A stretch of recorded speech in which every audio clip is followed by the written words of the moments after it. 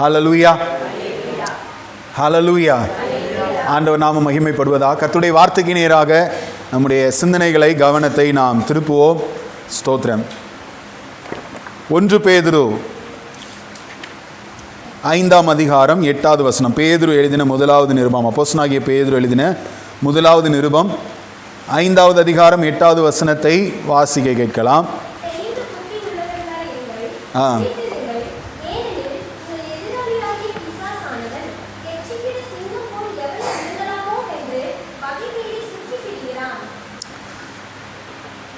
கெர்ச்சிக்கிற சிங்கம் போல உங்கள் எதிராளியாகிய பிசாசானவன் எவனை விழுங்கலாமோவென்று வகை தேடி சுற்றி திரிகிறான். இந்த வார்த்தையிலிருந்து இன்றைக்கி நான் உங்களோடு கூட சில காரியங்களை நான் பகிர்ந்து கொள்ள விரும்புகிறேன். கர்த்தருக்கு மகிமை உண்டாகட்டும். ஏற்கனவே நம்ம தியானிச்சுட்டு இருக்கிற ஒரு தலைப்பு என்ன அப்படின்னா, அடக்கப்பட வேண்டிய புயல்கள் அப்படிங்கிற காரியத்தில் நம்ம தியானிச்சுட்டு இருந்தோம். கடந்த வாரத்துக்கு முந்தின வாரம் நான் செய்தி கொடுக்கும்போது, இந்த புயல் அடக்கப்படாவிட்டால், ஆவி மனது அடக்கப்படாவிட்டால் பிசாசு ஈஸியாக நம்மளை என்ன செய்ய முடியும், தாக்க முடியும் அப்படின்னு சொன்னேன். தன் ஆவியை அடக்காத மனுஷன் மதில் இடிந்த பட்டணம் போல் இருக்கிறான். மதில் இடிந்த பட்டணத்துக்கு ஆபத்து அதிகம், டேஞ்சரஸ் ரொம்ப உண்டு. சத்துருக்கள் ஈஸியாக உள்ளே வந்து அவங்கள தாக்க முடியும், கொள்ளையாட முடியும். ஸோ இப்படிப்பட்டதான காரியங்களை மனதில் அவன் செய்ய முடியும் அப்படின்னு சொன்னேன். அதனுடைய அந்த ஒரு கருத்தை இன்னும் கொஞ்சம் உங்களோடு கூட விரிவாக பேசும்படி நான் விரும்புகிறேன். ஸோ இன்னைக்கு பிசாசினுடைய இந்த 5 கன்னிகளுக்குள் விழாதபடி எச்சரிக்கையாக இருங்கள் என்கிற தலைப்பில் நான் உங்களோடு கூட நான் பேச விரும்புகிறேன். கர்த்தருடைய வார்த்தையை கொடுக்கும்படி நான் என் இருதயத்தில் ஏவப்பட்டபடினால இந்த வார்த்தைகளை நான் உங்களோடு பேச விரும்புகிறேன். பிசாசினுடைய இந்த 5 கன்னிகளுக்குள் சிக்காதபடி எச்சரிக்கையாக இருங்க, விழாதபடி எச்சரிக்கையாக இருங்கள். இன்றைக்கி ஒரே ஒரு கன்னியை மட்டும்தான் நம்ம பார்க்க போகிறோம். ட்ராப்பு, ஒரே ஒரு கன்னியை மட்டும்தான் இன்றைக்கி நம்ம பார்க்க போகிறோம். அதை தான் வேதத்தில் நம்ம வாசித்தோம். பிசாசு எவனை விழுங்கலாமோ வென்று வகை தேடி சுற்றி திரிகிறான். ஒரு உலக பிரகாரமாக உலகத்தில் நம்ம பார்க்கும்போது, ஒரு பறவையையோ இல்லை ஒரு முயல் வேட்டையோ இதெல்லாம் செய்யும்போது என்ன பண்ணுவாங்க அப்படின்னா, அதை பிடிக்கிறதுக்காக என்ன பண்ணுவாங்கன்னா கண்ணி வைப்பாங்க. நாங்கள் சின்ன பிள்ளையில் அப்படி கண்ணி வச்சுருக்குறோம். முயலுக்கு, காடைக்கு இப்படிலாம் கண்ணி வச்சுருக்குறோம். ஸ்தோத்திரம். ஒரு விளையாட்டு போக்கில் அப்படி பசங்களோட சேர்ந்து அப்படி கண்ணி வைக்கிறது. ஒன்றும் அகப்படலை, ஆனால் கண்ணி வச்சு ஒரு ட்ரை பண்ணோம். ஸ்தோத்திரம். கண்ணி வைக்கிறது ஏன் அப்படின்னா அந்த மிருகம் என்ன செய்யணும், பறவை அகப்படணும் அப்படிங்கிறது தான். ஸோ பிசாசு என்ன பண்ணுறான் அப்படின்னு சொன்னால், இந்த மாதிரி கன்னிகளை நமக்கும் வைக்கிறான். நீதிமொழிகள் 1வது அதிகாரம் 17வது வசனத்தில் வாசிச்சிங்கன்னா, அதில் வசனம் சொல்லப்பட்டிருக்கு, எவ்வகை பட்சி ஆனாலும் சரி அதன் கண்களுக்கு முன்பாக, வாசிங்க 1:17 நீதிமொழிகள், எவ்வகையான பட்சி ஆனாலும் சரி அதன் கண்களுக்கு முன்பாக வலையை விரிப்பது விருதா. ஸோ ஒரு பட்சியோட கண்ணுக்கு முன்னால் வலையை விரிச்சிட்டு உட்கார்ந்துக்கிட்டு இருந்தால் அது என்னது, விருதா. அது என்ன செய்யாது, அகப்படாது. ஸோ என்ன பண்ணணும் அப்படின்னா, அந்த பட்சியோடைய கண்ணுக்கு தெரியாதபடி மறைவாக என்ன செய்யணும், வைக்கப்படணும். அதுதான் கண்ணி. அந்த வலை எப்படி இருக்கணும், பட்சியுடைய கண்ணுக்கு தெரியக்கூடாது. எதற்கு நம்ம டார்கெட் வைக்கிறோமோ அது கண்ணுக்கு என்ன செய்யக்கூடாது, தெரியவே கூடாது. கண்ணுக்கு தெரிகிற மாதிரி வைக்கிறது இல்லை, அதில் வந்து அகப்படாது. அதில் இந்த இடத்துல ஒரு ஆபத்து இருக்குங்கிறது பார்த்துட்டு விளைகிறோம். வைக்கிற வலையில் அந்த மிருகங்களுக்கு என்ன செய்யக்கூடாது, தெரியாதபடி வைக்கணும், மறைவாக இருக்கணும். அதை கண்ணியை கீழே வச்சுட்டு மேலே உணவை தூவி விடுவாங்க, சாம்பலை தூவி விடுவாங்க, இல்லை புல்லெல்லாம் எடுத்து வச்சு மறைச்சி வைப்பாங்க, இப்படிலாம் ஏதாவது பண்ணுவாங்க. ஏன் அப்படின்னா, இதை பார்த்துட்டு அந்த பக்கம் என்ன செய்யாது, அது வராது அப்படிங்கிறதுனால. ஸோ பிசாசு எவனை விழுங்கலாமோ என்று வகை தேடி சுற்றி திரிகிறான். நமக்கு சில கன்னிகளை வைக்கிறான் அப்படின்னா அது நமக்கு தெரிகிற மாதிரி வெளிப்படையாக வைக்க மாட்டான். நான் சொல்ல புரியுதுங்களா? நம்ம பார்க்கிறபடி வெளிப்படையாக இருக்காது. சில வெளிப்படையாக சில காரியங்கள் இருந்தாலும் மேக்சிமம் அவன் ட்ரை பண்ணுறது எல்லாமே எங்கே அப்படின்னு சொன்னால், நம்ம எதில் நிறைய விசுவாசிகள் விழுந்து போகிறார்கள் அப்படின்னு சொன்னால், மறைமுகமாக வைக்கப்படுகிற அந்த கன்னிகளில், அந்த ட்ராப்பில் தான் என்ன பண்ணுறோம், சிக்கிக்கொள்ளுகிறோம். இப்போது அந்த மிருகம் வந்து, அந்த பறவை வந்து கண்ணியில் மாட்டிடுச்சு. இப்போ என்ன பண்ணும், அவ்வளோதான், முடிஞ்சுது. கண்ணி காலில் மாட்டிட்டு அவ்வளோதான். சரி அப்படியே இருப்போம், வந்து தூக்கிட்டு போவான், நம்மளை அறுத்து கறி வச்சு சாப்பிடுவான் அது வரைக்கும் அங்கேயே இருக்கலாம் அப்படின்னு சொல்லிட்டு அந்த பறவையோ அந்த மிருகமோ அங்கேயே இருக்குதா? கொஞ்சமாவது என்ன செய்யும்? முடியுதோ முடியலை, அதுலேருந்து தப்பிக்கிறதுக்கு நான் என்ன பண்ணணும், முயற்சி பண்ணணும்னு சொல்லிட்டு போராடி பார்த்து அதிலே கிடக்கும் அல்லது சாகும். ஆனால் இன்னைக்கு நம்முடைய லைஃப் அப்படி இருக்குதா? நமக்கே தெரியாமல் நிறைய கண்ணிகளுக்குள்ளே நம்ம சிக்கி கொண்டோம். நம்ம என்னென்னங்கிறத ஒவ்வொரு நாள் நம்ம ஒவ்வொரு கர்த்தருக்கு சித்தமானால் வருகிற வாரத்தில் ஒன்று ஒன்றே நம்ம பார்க்கலாம். ஸ்தோத்திரம். அடக்கப்பட வேண்டிய புயல்கள்ங்கிற டாப்பிக்லேயே இன்னும் ஒரு 3 டாபிக் இருக்குது. நான் மனசு மட்டும்தான் சொல்லியிருக்கிறேன். இன்னும் என்னென்னலாம் இருக்குது, ஒரு 4 டாபிக் இருக்குது. ஸ்தோத்திரம். இந்த விஷயத்துலையும் இன்றைக்கி நம்ம ஒரு காரியம் தான் பார்க்க போகிறோம். இன்னும் 4 காரியம் கர்த்தருக்கு சித்தமானால் வருகிற வாரங்களில் நம்ம தியானிக்க போகிறோம். இப்படி ஏதோ ஒரு கண்ணிகளுக்குள்ளே நமக்கே தெரியாமல் நம்ம வெளிப்படையாக இல்லாமல் மனதுக்குள்ளே சிக்கி கொண்டு இருக்கிற இப்படிப்பட்ட கண்ணிகளுக்குள்ளேருந்து நம்ம வெளியில் வரணும். இந்த காரியத்தில் என் கால் சிக்கி கொண்டது, நான் சிக்கி இருக்கிறேன், ஸோ இதிலேருந்து எப்படியாவது நான் வெளியில் வரணும் என்கிற அந்த ஒரு முயற்சி, நம்ம சிக்கி மாட்டிக்கொண்டோம் என்கிறதான அந்த விழிப்புணர்வு நமக்குள்ளே உண்டாயிருக்குதா? கிறிஸ்தவர்களாகிய நமக்குள்ள அந்த விழிப்புணர்வு நமக்குள்ளே உண்டாயிருக்குதா? இல்லை நார்மலான லைஃப் தான் இன்னும் வாழ்ந்து கொண்டு இருக்கிறோன்னு சொல்லி அதே குழிக்குள்ளே நம்ம விழுந்து கிடக்கிறோமா? அதே கண்ணிகளுக்குள்ளே நம்ம சிக்கி கொண்டு இருக்கிறோமா? ஸ்தோத்திரம். இந்த பகல் நேரத்தில் ஆவியானவர் நம்மோடு கூட பேசி கொண்டு இருக்கிறார். ஏன் சில காரியத்தில் நம்மளால் மீண்டு வர முடியலை? ஏன் ஆவிக்குரிய வாழ்க்கையில் இன்னும் நம்ம வளர முடியலை? ஸ்தோத்திரம். இன்னும் ஏன் நம்முடைய லைஃப் போராட்டமாகவே இருக்குது? ஸ்தோத்திரம். நம்ம எதிர்பார்த்த ரிசல்ட் ஏன் கிடைக்கல அப்படின்னா, சில இடங்களில் நாம் பிசாசின் கண்ணிகளுக்குள்ளே சிக்கப்பட்டிருக்கிறோம். அது நமக்கே தெரியாதபடியினால சிக்கி கொண்டாலும் அதில் இன்னும் வெளியில் வரணுங்கிற அந்த உணர்வு நமக்குள்ளே இல்லை. அல்லது சிக்கி கொண்டு வெளியில் வர்றதுக்கு முயற்சி பண்ணுறோம், ஆனால் எப்படி அதுலேருந்து மீண்டு வரணும்னு வழி தெரியாமல் அதிலேயே உழண்டு கொண்டு இருக்கிறோம். இந்த காலை நேரத்தில் ஆவியானவர் நம்மோடு கூட பேசி கொண்டு இருக்கிறார். இன்றைக்கி நிறைய நம்முடைய லைஃப்பை ஆண்டவர் இப்படிப்பட்ட கண்ணிகளிலிருந்து நம்மை தப்புவிக்க கர்த்தர் விரும்புகிறார். தாவீது அப்படி தான் ஒரு இடத்துல சொல்கிறாரு, கண்ணிகளுக்கு தப்பினது போல என் ஆத்மா என்ன பண்ணுச்சு, தப்பினது அப்படிங்கிறார். இன்னைக்கு எத்தனை பேர் அப்படி சொல்ல விரும்புகிறீங்க? ஆண்டவரே, எனக்கு வைக்கப்பட்டிருக்கிற இப்படிப்பட்ட மறைவான கண்ணிகளுக்குள்ள என் கால்கள் சிக்கிக்கொள்ளக்கூடாது, என் ஆத்மா சிக்கிக்கொள்ளக்கூடாது. நான் என்ன செய்யணும்? இவைகளுக்கு தப்பினது குருவியை போல. ஒரு கண்ணிக்கு ஒரு குருவி தப்புச்சுன்னா எவ்வளோ ஸ்பீடாக பறக்கும் சொல்லுங்கள்? ஸ்தோத்திரம். ஒரு கண்ணிலேருந்து அது அடித்து பறக்கும், வேகமாக பறக்கும். நார்மலாக இருக்கிறத விட அது அப்போ அடித்து தப்பிச்சு ஓடும் பாருங்க. அதை மாதிரி என் ஆத்மா அந்த கண்ணிகளுக்கெல்லாம் என்ன செய்யணும்? தப்பி ஓடணும். ஸ்தோத்திரம். தப்பி ஓடணும். அப்படிப்பட்ட ஊழியத்தை, அப்படிப்பட்ட காரியத்தை இன்னைக்கு பகல் நேரத்தில் ஆவியானவர் நம்ம மத்தியில் செய்ய விரும்புகிறார். ஸ்தோத்திரம். ஏன் பிசாசு நம்மளை விழுங்கணும்னு நினைக்கிறான்? ஏன் நம்மளை விழுங்கணும்னு நினைக்கிறான்? இது ஒரு பெரிய செய்தி. இது ஒரு பெரிய செய்தி. ஒரு வேத பாடமாகவே நம்ம என்ன செய்யலாம்? எடுக்கலாம். ஸ்தோத்திரம். இது ஏன் நம்மளை டார்கெட் பண்ணுறான், ஏன் நம்மளை விழுங்கணும்னு நினைக்கிறான் அப்படின்னு இந்த ஒரு டாபிக் எடுத்தாலே இது ஒரு பெரிய செய்தி. கர்த்தருக்கு சித்தமானால் நான் அதை இன்னொரு நாள் உங்களுக்கு செய்தியாக கொடுக்குறேன். ஆனால் இன்னைக்கு இந்த வார்த்தைகளை சொல்வது இன்னும் உங்களுக்கு செய்தி உங்களுக்கு புரியும். நீங்கள் இந்த செய்திக்குள்ளே இணைவீர்கள் அப்படிங்கிறதுனால பாயிண்டை மட்டும் நான் சொல்லிவிட்டு நான் செய்திக்குள்ளே கடந்து போக விரும்புகிறேன். ஏன் அவன் நம்மளை விழுங்க நினைக்கிறான்? ஸ்தோத்திரம். ஏன் நம்மளை விழுங்குன்னு நினைக்கிறான்? அவனுக்கும் நமக்கும் என்ன பிரச்சனை? முதல் காரியம் பார்த்தீங்கன்னா, நம்ம மேலே அவனுக்கு ஏன் அவ்வளோ கோவம்னா, கர்த்தர் நம்மளை உண்டாக்கின போதே நம்மளை எப்படி உண்டாக்கினாராம்? தமது சாயலின்படியும் தமது ரூபத்தின்படியும். தேவனுக்கு விரோதமானவன் தேவனுடைய சாயலாய் சிருஷ்டிக்கப்பட்ட மனிதனுக்கும் அவன் விரோதமாய் எதிர்த்து நிற்கிறான். ஸ்தோத்திரம். தேவ சாயலாய் உண்டாக்கப்பட்ட அந்த மனிதனை, ஸ்தோத்திரம், பாவத்துக்கு அடிமையாக்கி பாவ சாயலாக அவனை மாற்றணுங்கிறதான் அவனுடைய காரியமாக இருக்குது. ஸ்தோத்திரம். தேவன் மேலே உள்ள கோபம், இதெல்லாம் ஒரு பெரிய செய்தி. நான் அதுக்குள்ளே போக விரும்பலை.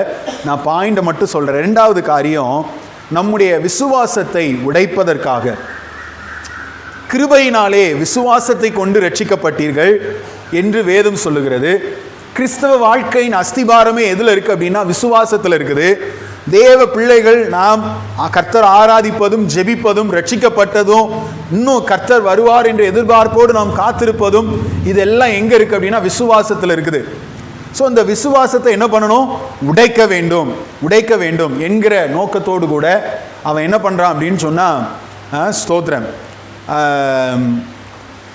நமக்கு எதிர்த்து அவன் நிற்கிறான், நம்மளை விழுங்குறதுக்கு அவன் நினைக்கிறான். ஸ்தோத்திரம், கர்த்தருக்கு மகிமை உண்டாவதாக. மூணாவது, நம்முடைய சாட்சி உள்ள ஜீவியத்தை அழிப்பதற்காக, கர்த்தருக்காக கர்த்தர் என்னை ரட்சித்தார், என்னை இப்படி ஆண்டவர் விடுவித்தார் என்று சாட்சியோடு நாம் வாழ்கிற நம்முடைய சாட்சியை கெடுக்கும்படியாக நம்மளை விழுங்க நினைக்கிறான் பிசாசு. எந்தெந்த மனிதர்களுக்கு முன்னாலெல்லாம் நம்ம சாட்சியாக நம்ம வாழ்ந்தோமோ, யாரெல்லாம் நம்மை கொடுத்து சாட்சி கொடுத்தார்களோ, அவர்கள் எல்லார் கண்களுக்கு முன்னால் நம்முடைய சாட்சியை கெடுக்கும்படி பிசாசு என்ன பண்ணுறான்? அவன் பிரயாசப்படுகிறான். நாலாவது காரியம், நம்மை குறித்த தேவ திட்டத்தை தடுக்கும்படியாக, நம்மை கொண்டு தேவன் செயல்படுத்த நினைக்கிற அவருடைய திட்டங்களை தடுக்கும்படியாக பிசாசு நம்மை விழுங்க நினைக்கிறான். ஸ்தோத்திரம், அவன் நமக்கு எதிராளியாய் எதிர்த்து நிற்கிறான். காரணம் என்ன? நம்மை கொண்டு தேவன் பெரிய காரியங்களை செய்ய நினைக்கிறார். அல்லேலூயா, விசுவாசிக்கிறீங்களா? ஆமென், ஸ்தோத்திரம். நம்மை கொண்டு தேவன் பெரிய காரியங்களை செய்ய நினைக்கிறார். நம்மளை கொண்டு சில ஆத்துமாக்களை கர்த்தர் ரட்சிக்க நினைக்கிறார். நம்மளை கொண்டு தான் சில ஆத்துமாக்கள் சபைக்கு வரணும் என்று ஆண்டவர் விரும்புகிறார். நம்மளை கொண்டு தேவன் செயல்பட வேண்டும் என்று ஆண்டவர் விரும்புகிறார் இந்த பூமியில். அதை தடுப்பதற்கு பிசாசு என்ன பண்ணுறான்? கர்ஜிக்கிற சிங்கம் போல விழுங்க நினைக்கிறான். ஐந்தாவது காரியம், வெளிப்படுத்துதல் 12:12 சொல்லப்பட்டிருக்கு, அவனுக்கு கொஞ்ச காலம் உண்டென்று அவன் அறிந்தபடியினால். இந்த பூமியில் அவனுக்கு இன்னும் கொஞ்ச காலம்தான் இருக்குது.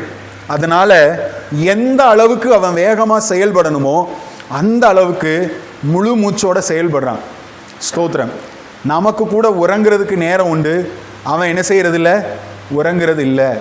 24x7 24x7 அப்படின்னு சொல்லுவாங்க. கிறிஸ்தவர்கள் நம்ம கூட தவற விடுறோம். ஆனால் அவன் 24 மணி நேரமும் என்ன பண்ணுறான்? 7 நாட்களும் அவன் வேலை பார்த்து கொண்டே இருக்கிறான், கிரியை செய்து கொண்டே இருக்கிறான்.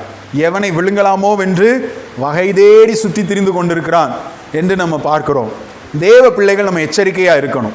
ஹல்லேலூயா, ஸ்தோத்திரம். எச்சரிக்கையாக இருக்கணும். இந்த காரியத்தில் நம்ம விழுந்து போகக்கூடாது. இந்த காரியத்தில் நாம் சிக்கி இருப்பதை தேவன் விரும்பவில்லை. நாம் விடுதலையாய் கர்த்தரை ஆராதிப்பதை தான் கர்த்தர் விரும்புகிறார். தேவ சமூகத்துக்கு வரும்போது நாம் விடுதலையாய் தேவ சமூகத்தில் உட்கார்ந்துருக்கணும். விடுதலையான ஒரு தேவ பிள்ளையாய் ஆண்டவரை ஆராதிக்கணுங்கிறத தான் ஆண்டவர் விரும்புகிறார். ஸ்தோத்திரம். பென்யமீனை குறித்து வேதத்தில் எப்படி சொல்லப்பட்டிருக்கு? அவன் விடுதலை பெற்ற பெண்மான். பென்யமீன் தான் நினைக்கிறேன். ஸ்தோத்திரம். அவன் விடுதலை பெற்ற பெண்மான் என்று சொல்லப்பட்டிருக்கு. ஸ்தோத்திரம். நம்ம இன்னைக்கு விடுதலையோடு கூட தான் கர்த்தரை ஆராதிக்கணும்னு சொல்லி தேவன் விரும்புகிறார். ஆனால் நாம் நிறைய விஷயங்களில் சிக்கி கொண்டு இருக்கிறபடினாலே தேவனுடைய எதிர்பார்ப்பை நம்மளால் நிறைவேற்ற முடியவில்லை. ஸ்தோத்திரம். என்னென்ன கன்னிகள் அப்படின்னு சொல்லிட்டு இன்னைக்கு ஒரே ஒரு கன்னியை மட்டும்தான் இன்னைக்கு நம்ம பார்க்க போகிறோம். ஸ்தோத்திரம். ஆதியாகமத்தின் புஸ்தகம் 3வது அதிகாரம் 1 முதல் 5வது வசனங்கள் வரைக்கும் வாசிக்கலாம்.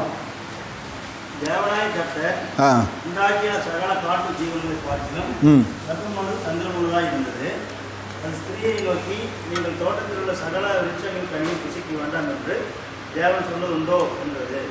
ஸ்திரீ சிற்பத்தை பார்த்து, நாங்கள் தோட்டத்தில் உள்ள விருட்சங்களின் கனிகளை புசிக்கலாம், ஆனாலும் தோட்டத்தில் நடுவில் இருக்கிற விருட்சத்தின் கனியை குறித்து தேவன் நீங்கள் சாகாதபடிக்கு அதை புசிக்கவும் அதை தொடவும் வேண்டாம் என்று சொன்னார் என்றால், அப்பொழுது சர்வம் ஸ்திரீயை நோக்கி, நீங்கள் சாகவே சாவதில்லை, நீங்கள் இதை புசிக்கும் நாளிலே உங்கள் கண்கள் திறக்கப்படும் என்றும் நீங்கள் நன்மை தீமை அறிந்து தேவர்களைப் போல இருப்பீர்கள் என்றும் தேவன் அறிவார் என்பது. அப்பொழுது ஸ்திரீயானவர் அந்த விருட்சம். போதும் பாருங்க, 1 முதல் 5 வரைக்கும் வாசிக்க கேட்டோம். இந்த முதல் கன்னி என்ன அப்படின்னு சொன்னால் சந்தேகம். சந்தேகம் என்கிற பிசாசு வைக்கிற முதல் கன்னி. இந்த சந்தேகம் விசுவாசத்தை உடைக்கக்கூடிய முதல் கன்னி. ஏன் பிசாசு எதிர்க்கிறாங்கிறதுக்கு நான் 5 காரணங்களை சொல்லிட்டேன். அதில் முதல் காரியம் என்னன்னு பார்த்தீங்கன்னா, சந்தேகம் என்கிற கன்னியை நம்முடைய ஆத்மாவுக்கு அவன் வைக்கிறான். நம்முடைய ஆத்மா இந்த கன்னிக்குள்ளே சிக்கிருச்சு அப்படின்னு சொன்னால் நம்முடைய விசுவாசம் உடைக்கப்படும், நம்முடைய விசுவாசத்துக்கு பாதிப்பு வரும். அவிசுவாசம், சந்தேகம், இவைகளை பிசாசு நம்ம இருதயத்துக்குள்ளே வைக்கிறான். ஆதாம் கிட்டையும் ஏவாள் கிட்டையும் ஆண்டவர் தெளிவாக சொன்னார். வேதத்தின் படி பார்த்தா ஆதாம் கிட்ட அதை தெளிவாக சொன்னார். ஸ்தோத்திரம். அது ஏவாளுக்கும் நல்லா தெரியும். என்ன சொன்னார்? தோட்டத்தில் உள்ள எல்லா கனிகளையும் நீங்கள் என்ன செய்யலாம்? புசிக்கலாம். எல்லா விருட்சங்களின் கனிகளையும் நீங்கள் புசிக்கலாம். ஆனால் தோட்டத்தின் நடுவே இருக்கிற மரத்தினுடைய கனி என்ன செய்யக்கூடாது? அதை மாத்திரம் நீங்கள் புசிக்காதீங்க. அதை புசிக்கும் நாளிலே நீங்கள் சாகவே சாவாய். இப்படி ஆண்டவர் சொல்லிட்டார். ஆதாம் கிட்ட சொன்னார், ஏவாளுக்கும் நல்லா தெரியும், நல்லா தெரியும். இப்போ சர்ப்பம், பிசாசு, ஸ்தோத்திரம், வந்து ஸ்திரீனிடத்தில் பேச ஆரம்பிக்குது. என்ன பேச ஆரம்பிக்குது பாருங்க. முதல்ல கேள்வியோடு ஆரம்பிக்குது. கர்த்தர் என்ன சொன்னாரோ அந்த வார்த்தையை குறித்த ஒரு கேள்வியை, ஒரு சந்தேகத்தை, ஒரு டவுட் உண்டு பண்ணக்கூடிய நிலைமையில் ஒரு வார்த்தையை வைக்குது. ஆண்டவர் எல்லா தோட்டத்தில் உள்ள எல்லா பழத்தையும் உங்களுக்கு சாப்பிடலான்னு சொன்னாரா? என்ன நடந்திருக்கும் அப்படின்னா, நான் ஒரு இமேஜினேஷன் பண்ணுறேன், என்னுடைய தியானம். எல்லா பழத்தையும் ஆண்டவர் சாப்பிடலான்னு சொன்னாரா அப்படின்னு கேட்டால், அப்படி ஆண்டவர் சொன்னாரா அப்படின்னா ஏவாள் என்ன சொல்லியிருப்பாங்க? இல்லை, எல்லாம் சாப்பிட்லான்னாரு, ஆனால் ஒரு பழத்தை மட்டும், அந்த தோட்டத்தில் இருக்கிற அந்த நடு மரத்தில் இருக்கிற அந்த பழத்தை மட்டும் என்ன செய்யக்கூடாது? சாப்பிடக்கூடாதுன்னு சொன்னார். அப்படியே சொன்னார். ஏன் அப்படி சொன்னார்னு தெரியலை. ஆனால் நீங்கள் சாகலாம் மாட்டீங்களே அதை சாப்பிட்டா. உங்களுக்கு ஆண்டவர் ஏதோ இந்த நன்மை கிடைக்கக்கூடாதுன்னு உங்களை அப்படியே மூடி மறைக்கிற மாதிரி தெரியுது. அவன் சொன்னதுடைய சாராம்சம் இதுதான், நீங்கள் நல்லா புரிஞ்சுக்கணும், சரிங்களா? ஆண்டவர் உங்களுக்கு கிடைக்க வேண்டிய நன்மை என்ன பண்ணுறாரு? ஏதோ கிடைக்க விடாமல் தடுக்கிறார். இதை சாப்பிட்டா நீங்கள் சாகலாம் மாட்டீங்க, உங்கள் கண்ணெல்லாம் திறந்து நீங்கள் தேவர்களை மாதிரி ஆயிடுவீங்க. ஆனால் ஏன் கர்த்தர் உங்களை கண்ட்ரோல் பண்ணுறாருன்னு தெரியலையே. ஏன் ஆண்டவர் உங்களை இதை செய்ய வேண்டாம்னு சொல்கிறாருன்னு தெரியலையே. இந்த காரியத்தை மட்டும் நீங்கள் செஞ்சீங்கன்னா நீங்கள் நல்ல பணக்காரங்க, வசதியாகிடலாம். இந்த காரியத்தை மட்டும் நீங்கள் செஞ்சீங்கன்னா ஸ்தோத்திரம், நீங்கள் அப்படி ஆயிடலாம், நீங்கள் எப்படி இருக்கலாம். ஆனால் ஏன் ஆண்டவர் உங்களை அதை செய்ய வேண்டாம்னு சொல்கிறாருன்னு தெரியலையே. அப்போ ஆண்டவர் உங்ககிட்ட ஏதோ நீங்கள் நல்லா இருக்கக்கூடாதுன்னு நினைக்கிறார் போல, அப்படிங்கிற நிலைமையில தான் இந்த வார்த்தையை, சந்தேகத்தை அவங்க இருதயத்தில் போடுறான். முதல்ல நான் சொல்கிறது புரியுதுங்களா? ஸ்தோத்திரம். அவன் சொன்னதினுடைய அர்த்தம் அதுதான். சொன்னது உண்டோ? ஸோ அப்படி ஆமாம் சொல்லியிருக்கிறார், ஒரு பழம், அதை நீங்கள் சாப்பிட்டா சாகவே சாவதில்லை. ஆண்டவர் உங்ககிட்ட என்ன சொல்லிட்டாரு? முழுசாக சொல்லலை. பிசாசு முழு பொய்யை சொல்ல மாட்டான், கொஞ்சம் பாதி பொய் பாதி உண்மையை சொல்லுவோம். புசிக்கும் நாளிலே சாகவே சாவதில்லை. நீங்கள் என்ன பண்ணுவீங்க? உங்கள் கண்கள் திறக்கப்பட்டு தேவர்களை போல் ஆவீர்கள். இதில் எது உண்மை எது பொய்ன்னு நீங்கள் கவனித்து பாருங்கள். ஸ்தோத்திரம். கண்கள் திறக்கப்படும் சொன்னது உண்மை. ஆனால் ஆவிக்குரிய கண்கள் அடைக்கப்படும்ங்கிறத அவன் என்ன பண்ணிட்டான்? மறைச்சிக்கிறான். பிசாசை அவன் சந்தேகத்தை விதைக்கிறான் உள்ள. ஏவாளுக்குள்ள, ஆதாம் அந்த ஏவாளுக்குள்ள விதைக்கிறான். விதைத்து ஆண்டவரை குறித்து என்ன தாட் அவங்களுக்குள்ள கொண்டு வந்துட்டான் அப்படின்னா, ஆண்டவர் உங்களுக்காக இதெல்லாம் செய்ய வேண்டாம்னு மறைக்கிறாரு. ஏதோ ஒரு நன்மையை ஆண்டவர் உங்களுக்கு என்ன செய்யக்கூடாது? கொடுக்கக்கூடாதுன்னு நினைக்கிறாரு. உங்களை ஃப்ரீயாக விடாமல் அவருடைய கண்ட்ரோலில் வச்சிருக்கிறாரு. அதனால தான் உங்களை அதை சாப்பிடக்கூடாதுன்னு சொல்லியிருக்கிறாரு அப்படின்னு சொல்லி கதை பேசி ஸ்திரீக்குள்ளே சொன்ன உடனே இவன் என்ன பண்ணிட்டா? அப்பொழுது ஏவாள், அப்பொழுது ஸ்திரீயானவள் அந்த கனியை பார்வைக்கு இன்பமும் புசிப்புக்கு ஏற்றதும் இச்சிக்கப்படத்தக்கதுமா இருக்குதுன்னு தன் கையை நீட்டி அதை என்ன செய்கிறா? பறித்து சாப்பிட்றா. ஸ்தோத்திரம். பிசாசு நம்முடைய இருதயத்தில் விதைக்க விரும்புகிற முதல் கண்ணி என்ன அப்படின்னு சொன்னால் சந்தேகம் என்கிறது. சந்தேகம் என்கிற காரியத்தை நம்முடைய இருதயத்தில் அவன் விதைக்க விரும்புகிறான். இன்னைக்கும் நம்ம கடந்து போகிற நிறைய சூழ்நிலைகளில் பிசாசு சந்தேகமான வார்த்தைகளை நம்ம இருதயத்தில் போடுறான். தேவனுடைய வார்த்தைகளை சந்தேகப்படும்படி வைக்கிறான். கர்த்தர் உன்னை நேசிக்கவே இல்லை, கர்த்தர் உன்னை நேசிக்கவே இல்லை. கர்த்தர் உன்னை நேசிக்கிறாருன்னா ஏன் உனக்கு இத்தனை பாடுகள்? ஆண்டவர் ஒன்று நேசிக்கலை. ஆண்டவர் யாரை நேசிப்பார்னா நல்லா காணிக்க கொடுக்குற ஆட்களை தான் ஆண்டவர் நேசிக்கிறாரு. ஆண்டவர் யாரை ரொம்ப நேசிக்கிறாருன்னா ஊழியர்களை மட்டும்தான் ஆண்டவர் ரொம்ப நேசிக்கிறாரு. ஆண்டவர் யாரை ரொம்ப நேசிக்கிறார்? இந்த குறிப்பிட்ட நபர்களை தான் ஆண்டவர் நேசிக்கிறார். உன்னையெல்லாம் ஆண்டவர் என்ன பண்ணலை? நேசிக்கவே இல்லை. இப்படிப்பட்ட சில பொய்களை இன்னைக்கும் நம்ம இருதயத்தில் பிசாசு வைக்க விரும்புகிறான். அது கண்ணி, அதற்கு எச்சரிக்கையாக இருங்க. ஹல்லேலூயா, ஸ்தோத்திரம். உன் ஜெபம் கேட்கப்படுதா? உன் ஜெபத்தை ஆண்டவர் கேட்கிறாரா? இந்த கேள்வியை ஜெபம் பண்ண உட்காரும் போது கரெக்டாக மனசில் வைக்கிறான். உன் ஜெபம் கேட்க, நீயும் ஜெபம் பண்ணிட்டு தான் இருக்கிற, மாச கணக்கில் பண்ணுற, வருஷ கணக்காக பண்ணுற, ஆனால் உன் ஜெபம் கேட்கப்படுதா? ஒரு பிரயோஜனமும் இல்லையே, ஒரு பிரயோஜனமும் இல்லையே. பின்ன ஏன் உனக்கு இவ்வளோ பாடு, ஏன் இவ்வளோ கஷ்டம்? ஜெபத்தை நீ பண்ணி ஒரு மாற்றமும் இல்லையே, உன் ஜெபம் கேட்கப்படுதா? இப்படிப்பட்ட சந்தேகங்களை பிசாசு நம்ம இருதயத்தில் விதைப்பான்.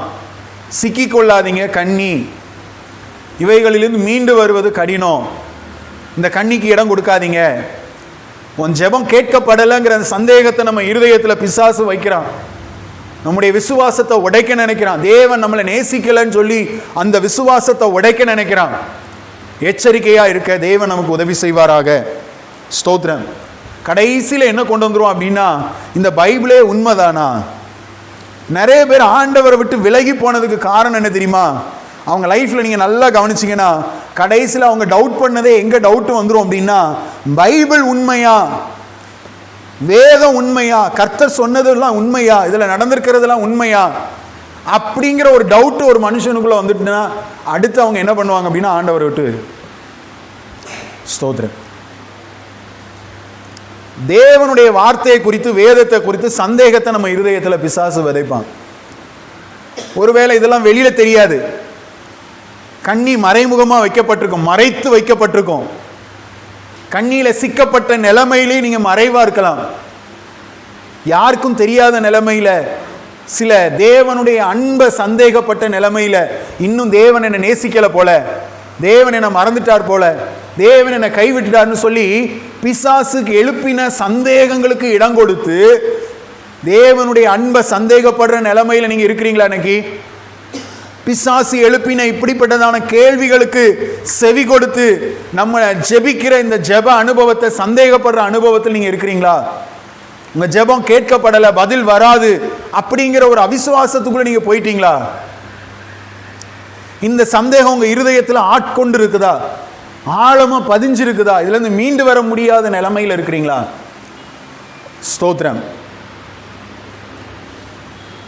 வேதம் எல்லாருக்கும் சொல்றாங்க, இந்த வார்த்தை நடக்கும், இந்த வார்த்தை நிறைவேறும், இது நடக்கும் அப்படிங்கிறாங்க. ஆனா நானும் சொல்றேன், ஜெபிக்கிறேன், வாக்குத்தத்தங்கள் வருது, நிறைவேறின பாடு இல்லை. இதெல்லாம் உண்மைதானா? சொல்றாரு, இதெல்லாம் நிறைவேறிச்சா? பழைய காலத்தில் நடந்ததா கேள்விப்படுறேன், என் லைஃப்ல உன்னையும் பார்க்கல. கர்த்தருடைய வார்த்தையை குறித்த சந்தேகம் உங்களுக்குள்ள வருதா? இதுதான் பிசாசு எடுக்கிற ஜெயமே. இதுதான் பிசாசு நினைச்சது நடந்ததுன்னு சொல்றது. விரித்த கண்ணியில அவன் எந்த பட்சி மாட்டணும்னு நினைச்சானோ அது மாட்டிக்கொண்டது. அவன் ஏமாறலன்னு அர்த்தம். இன்னைக்கு அவனுக்கு நல்ல கொள்ளையுடைமை, கொள்ளை பொருள் கிடைச்சிருச்சுன்னு அர்த்தம். விசுவாசிகளாகிய நாம், தேவ பிள்ளைகளாகிய நாம், பிசாசு விதைக்கிற இந்த சந்தேகமான காரியங்களுக்கு நாம் இடம் கொடுக்க கூடாது. ஸ்தோத்திரம். பிசாசு ஏவாள்கிட்ட வந்து தேவன் சொன்னது உண்டோ அப்படின்னு கேட்கிறப்போ ஏவாள் என்ன சொல்லியிருக்கணும்? என்ன சொல்லியிருக்கணும்? அதை பின்னாலையும் சொல்றேன், இப்பவும் இந்த இடத்துல தேவைப்படுறதுனால சொல்றேன். என்ன சொல்லியிருக்கணும் ஏவாள் அப்படின்னா, ஏன்ட்டு கர்த்தர் என்ன பண்ணாரு? தெளிவா சொன்னாரு. அவர் சொன்னதுதான் சரி. சொல்லியிருக்கணுமா இல்லையா? ஸ்தோத்திரம். பிசாசு தேவனுடைய வார்த்தையின் மேல சந்தேகத்தை விதைக்கிறான். கர்த்தர் மேல அவர் வார்த்தையை வச்சு கர்த்தர் மேல சந்தேகப்படும்படி வைக்கிறான். இல்ல, அவர் ஏதோ ஒரு நல்ல விஷயத்தை உங்ககிட்ட மறைக்கிறாரு. அதுல எவ்வளவு நன்மை இருக்கு தெரியுமா? நீங்க சாப்பிட்டீங்கன்னா தேவர்களை போல் ஆவீர்கள், உங்க கண்கள் திறக்கப்படும், நன்மை தீமை இன்னதென்று அறிவீர்கள். இவ்வளோ நன்மை அதுல இருக்கு. ஆனா கர்த்தர் உங்களை அதை என்ன செய்யக்கூடாதுன்றாரு? சாப்பிடக்கூடாதுன்றாரு. ஆண்டவர் உங்களுக்கு மறைக்கிறாரு. ஆண்டவர் ஏதோ உங்ககிட்ட சொல்லாம மறைக்கிறாரு. இப்படி அவருடைய வார்த்தையை வச்சே அவர் மேல சந்தேகப்படுற மாதிரி பிசாசு திருப்பி விட்டுட்டான். இப்ப என்ன சொல்லியிருக்கணும்? இவ்வளோ நன்மைகளை எனக்கு உண்டாக்கினவர், என்னை உண்டாக்கினவர், எனக்கு இந்த வார்த்தைகளை சொன்னவர், கர்த்தர் என்கிட்ட பிரத்யட்சமா பேசினாரு, இதை சாப்பிடக்கூடாதுன்னாரு, சாப்பிட்டா சாவிங்கன்னாரு, எனக்கு அது தேவையில்லை. சொல்லியிருக்கணுமா இல்லையா? அந்த சந்தேகம் ஏன் ஏவாளுக்குள்ள வந்தது? ஸ்தோத்திரம். இப்போ இந்த சந்தேகம் வந்த பிறகு என்ன நடக்கு பாருங்க. கர்த்தர் நேசிக்கிறாரா? என் ஜெபம் கேட்கப்படுதா? இந்த வேதம் எல்லாம் உண்மைதானா? இதெல்லாம் மாறுமா, நடக்குமா? இப்படி நிறைய சந்தேகங்கள் உள்ள எழும்பின அப்புறம் இந்த சந்தேகத்துக்கு இடம் கொடுத்து இந்த கண்ணிக்குள்ளே மாட்டினதுக்கு அப்புறம் என்ன நடக்கும் அப்படின்னா, நம்முடைய ஜெபம் பலவீனமாயிரும். நம்முடைய ஜெப வாழ்க்கை என்ன ஆயிரும்? பலவீனம் ஆயிரும். சந்தேகம் வந்துட்டுனாலே அதில் ஜெபிக்கவே முடியாது. விசுவாசம் இருக்கிற வரைக்கும் நீங்கள் ஜெபிக்கலாம். சந்தேகம் உள்ளே வந்துருச்சுன்னா என்ன செய்ய முடியாது? ஜெபம் ஓடாது. நீங்கள் ஜெபத்தில் ரொம்ப நேரம் உட்கார முடியாது. ஏன் ஜெபத்தில் என்னால் ரொம்ப நேரம், ஒரு காலத்தில் நல்லா ஜெபம் பண்ண, இன்றைக்கி போய் உட்கார்ந்தா என்னால் ஜெபம் பண்ணவே முடியலை அப்படிங்கிற ஒரு கேள்வி இருக்குதா? நீங்கள் கொஞ்சம் ஆராய்ந்து பாருங்கள். ஏதோ ஒரு இடத்துல கர்த்தர் மேலே நமக்கு சின்ன டவுட் இருக்குதா? தேவனுடைய வார்த்தையை நம்ம சந்தேகப்படுறோமா?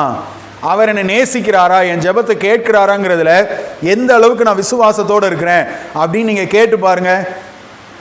ஏதோ ஒரு இடத்துல நம்ம சிக்கிக்கிட்டு இருப்போம். இந்த பிரச்சனை மாறுங்கிறதுல, கர்த்தர் எனக்கு மாற்றுவார், இந்த என்ன கர்த்தர் ஆசீர்வதிப்பாருங்கிறதுல எந்த அளவுக்கு நம்ம விசுவாசத்தோடு இருக்கிறோம் அப்படிங்கிறத கேட்டு பாருங்க. ஏதோ ஒரு இடத்துல சின்ன ஒரு சந்தேகம் நமக்குள்ள இருந்தாலும் நம்மளால் என்ன செய்ய முடியாது? ஜெபிக்க முடியாது. நம்முடைய விசுவாசம் பலவீனமாகும். நம்முடைய ஆராதனை சோர்வான ஆராதனையா மாறி போயிடும். சோர்வான ஆராதனையா மாறி போயிடும். ஸ்தோத்திரம். இங்க வந்து என்ன செய்ய முடியாது? விடுதலையா ஆராதிக்க முடியாது. முன்னால் நின்று பாஸ்டர் என்ன கத்துனாலும், என்ன நம்ம நடத்தினாலும் ஆராதனை எப்படி தான் இருக்கும்? உதட்டளவில் தான் இருக்கும். ஆமாம், என்ன பாடி என்ன நடக்க போகுது, என்ன ஜெபம் பண்ணி என்ன நடக்க போகுது, செய்தியை கேட்கும் போதே ஒரு கதையாக கேட்டுட்டு போயிடுவோம். அந்த வார்த்தையின் மேலே நமக்கு ஒரு விசுவாசமே வராது. வேதத்தை வாசிக்கும் போதும் அதை ஒரு செய்தியை போல, ஒரு புக்கை போல வாசிச்சுட்டு போவோம். நமக்குள்ள என்ன வராது? அதன் மேலே ஆழமான ஒரு விசுவாசம் வராது. ஏன்? அடிமனதில் என்ன இருக்கு அப்படின்னா, நம்முடைய ஆத்மா சந்தேகம் என்கிற கண்ணிக்குள்ள சிக்கி கொண்டது.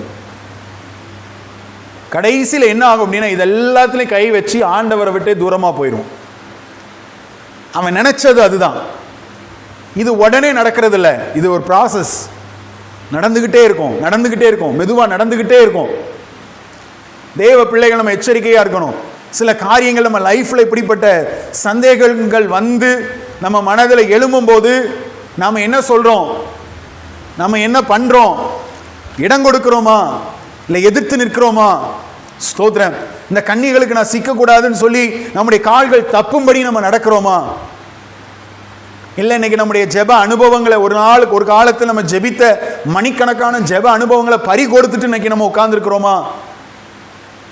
நம்முடைய ஆராதனை அனுபவங்களை பறி கொடுத்துட்டு நம்ம உட்கார்ந்துருக்கிறோமா? ஸ்தோத்திரம். நம்முடைய விசுவாசம், ஒரு காலத்தில் விசுவாசத்தினால சாதித்த காரியங்கள் நிறைய உண்டு. என்ன நடந்தாலும் கர்த்தர் மேல இருக்கிற விசுவாசம் அசைக்க முடியாததா இருந்த ஒரு காலம் உண்டு. ஆனா இன்னைக்கு அதெல்லாம் மாறிடுச்சு. இன்னைக்கு அப்படிப்பட்ட விசுவாசம் நம்ம கிட்ட இல்லை. இதெல்லாம் நினைச்சு ஃபீல் பண்ணிக்கிட்டே இருந்து இப்படிப்பட்ட ஒரு அனுபவத்துக்குள்ள நம்ம வாழ்ந்து கொண்டு இருக்கிறோமா? இன்னைக்கு கர்த்தர் நம்மோடு கூட பேசி கொண்டு இருக்கிறார். ஒருவேளை இப்படிப்பட்ட கன்னிகளுக்குள்ள நம்ம சிக்கியிருந்தால், இதெல்லாம் அடையாளங்கள். இப்படிப்பட்ட சந்தேகம் நமக்குள்ள தேவனை குறித்தும் அவருடைய காரியங்களை குறித்தும் சந்தேகங்கள் வருது அப்படின்னு சொன்னா எச்சரிக்கையா இருக்கணும். நம்மளை விழுங்கிறதுக்கு பிசாசு கண்ணி வச்சுட்டான்னு அர்த்தம். ஸ்தோத்திரம். கர்த்தர் இன்னைக்கு அந்த கன்னிகள் எல்லாம் வெளிப்படுத்தி ஆண்டவர் நம்மோடு கூட பேசி கொண்டிருக்கிறார். அவன் மறைவா வச்சதை தேவன் நமக்கு வெளிப்படுத்தி கொண்டிருக்கிறார். எச்சரிக்கையா இருங்க. நடக்கிற, நீங்க கடந்து போகிற பாதை, சில நமக்கு விரும்பாத சூழ்நிலைகள், விரும்பாத கடினமான பாதைகள், நெருக்கம் நிறைஞ்ச பாதைகள் வரும்பொழுது அது நம்மளை இப்படிப்பட்டதான கன்னிகளுக்குள்ள, நம்மளை சந்தேகங்களுக்குள்ள நம்மளை கொண்டு போயிடக்கூடாது. ஆமென், ஹல்லேலூயா. இப்படிப்பட்ட சந்தேகங்களுக்குள்ள நம்ம கொண்டு போகக்கூடாது. அப்படிப்பட்ட நெருக்கங்களுக்குள்ள போகும்போது தான் நிறைய சந்தேகங்களை பிசாசு நம்ம இருதயத்தில் விதைப்பான். ஆனால் நம்ம என்ன செய்யணும்? அவைகளை என்ன பண்ணணும்? எதிர்த்து நிற்கணும். இடம் கொடுக்கக்கூடாது. பிசாசுக்கு தோழமை ஆயிடக்கூடாது. ஆமாம், நீ சொல்கிறதும் சரிதான், ஏன் இதெல்லாம் எனக்கு நடக்குது அப்படின்னு அவன் நினச்சதுக்கு டக்குன்னு நம்ம வந்துடக்கூடாது. அவன் அப்படி தான் ஆரம்பிப்பான். ஆனால் அதுக்கப்புறம் அவன் எதுக்காக கண்ணி வச்சா அது என்னங்கிறதே நமக்கு அதுக்கப்புறம் தான் தெரியும். கழுத்து அறுத்துருவான். பைபிள் காலேஜ் படிக்கும்போது ஒரு பாஸ்டர் இப்படி சொல்லுவார், சில மனிதர்களை குறித்து ரொம்ப ஜாக்கிரதையாக இருங்க அப்படிம்பார். ஏன் அப்படின்னா, நம்மளை முன்னால் பார்க்கும்போது ஸ்தோத்திரம் இப்படி சொல்லுவாங்களாம், தம்பி அப்படின்னு சொல்லி கட்டி பிடிப்பாங்களாம். தம்பின்னு சொல்லி என்ன செய்வாங்க? கட்டி பிடிப்பாங்க. சில மனிதர்களை குறித்து அவர் சொல்கிறார். அவங்கள எதுக்கு ஒப்பனையாக சொல்கிறார் அப்படின்னா, தேளுக்கு ஒப்பனையாக சொல்லுவார். தேள் சாப்பாடை என்ன பண்ணும் அப்படின்னா, அந்த 2 கையால் பிடிச்சி அணைச்சி வச்சுக்கும். தம்பின்னு அணைச்சி வச்சுக்கணும். நம்மளும் பாசத்தோடு அணைக்காங்க போல அப்படின்னு நினச்சிட்டு கிட்ட போனால், அதுக்கப்புறம் தான் என்ன வரும்? பின்னாலேருந்து ஒரு விஷம் உள்ள ஒரு கொடுக்கு, வலி உள்ள ஒரு கொடுக்கு பின்னாலேருந்து வரும், ஒரு போடும். அப்போ தான் தெரியும், ஆஹா கட்டி பிடிச்சது இதுக்கு தானா, இனி அணைச்சது இதுக்கு தானா அப்படிங்கிறது அப்போ தான் தெரியும். அதனால் ரொம்ப கேர்ஃபுல்லாக இருக்குது. எல்லா மனுஷங்ககிட்டே ரொம்ப கவனமாக இருக்கணும். ரொம்ப இப்படி அணைச்சி இப்படி கட்டி பிடிக்காங்கனாலே என்ன செய்யணும்? கேர்ஃபுல்லாக இரு. ஸ்தோத்திரம். பின்னால் அவன் என்ன வச்சுருக்கிறான்? கொடுக்கு இருக்குது. ஸ்தோத்திரம். மனுஷன் மட்டும் சொல்ல, மனுஷியும் அப்படி தான். அல்லேலூயா. ஸ்தோத்திரம். அவங்க மட்டும்தான், நம்மளாம் அப்படி இல்லை அப்படின்னு நினைக்கக்கூடாது. அதுக்காக பிசாசுக்கு இது 100% பொருந்தும். பிசாசுக்கு 100% பொருந்தும். நம்ம மேலே அக்கறை இருக்கிற மாதிரியே அவன் நிறைய காரியங்கள் நம்மக்கிட்ட அப்படியே பேசுவான், சந்தேகத்தை உண்டு பண்ணுவான்.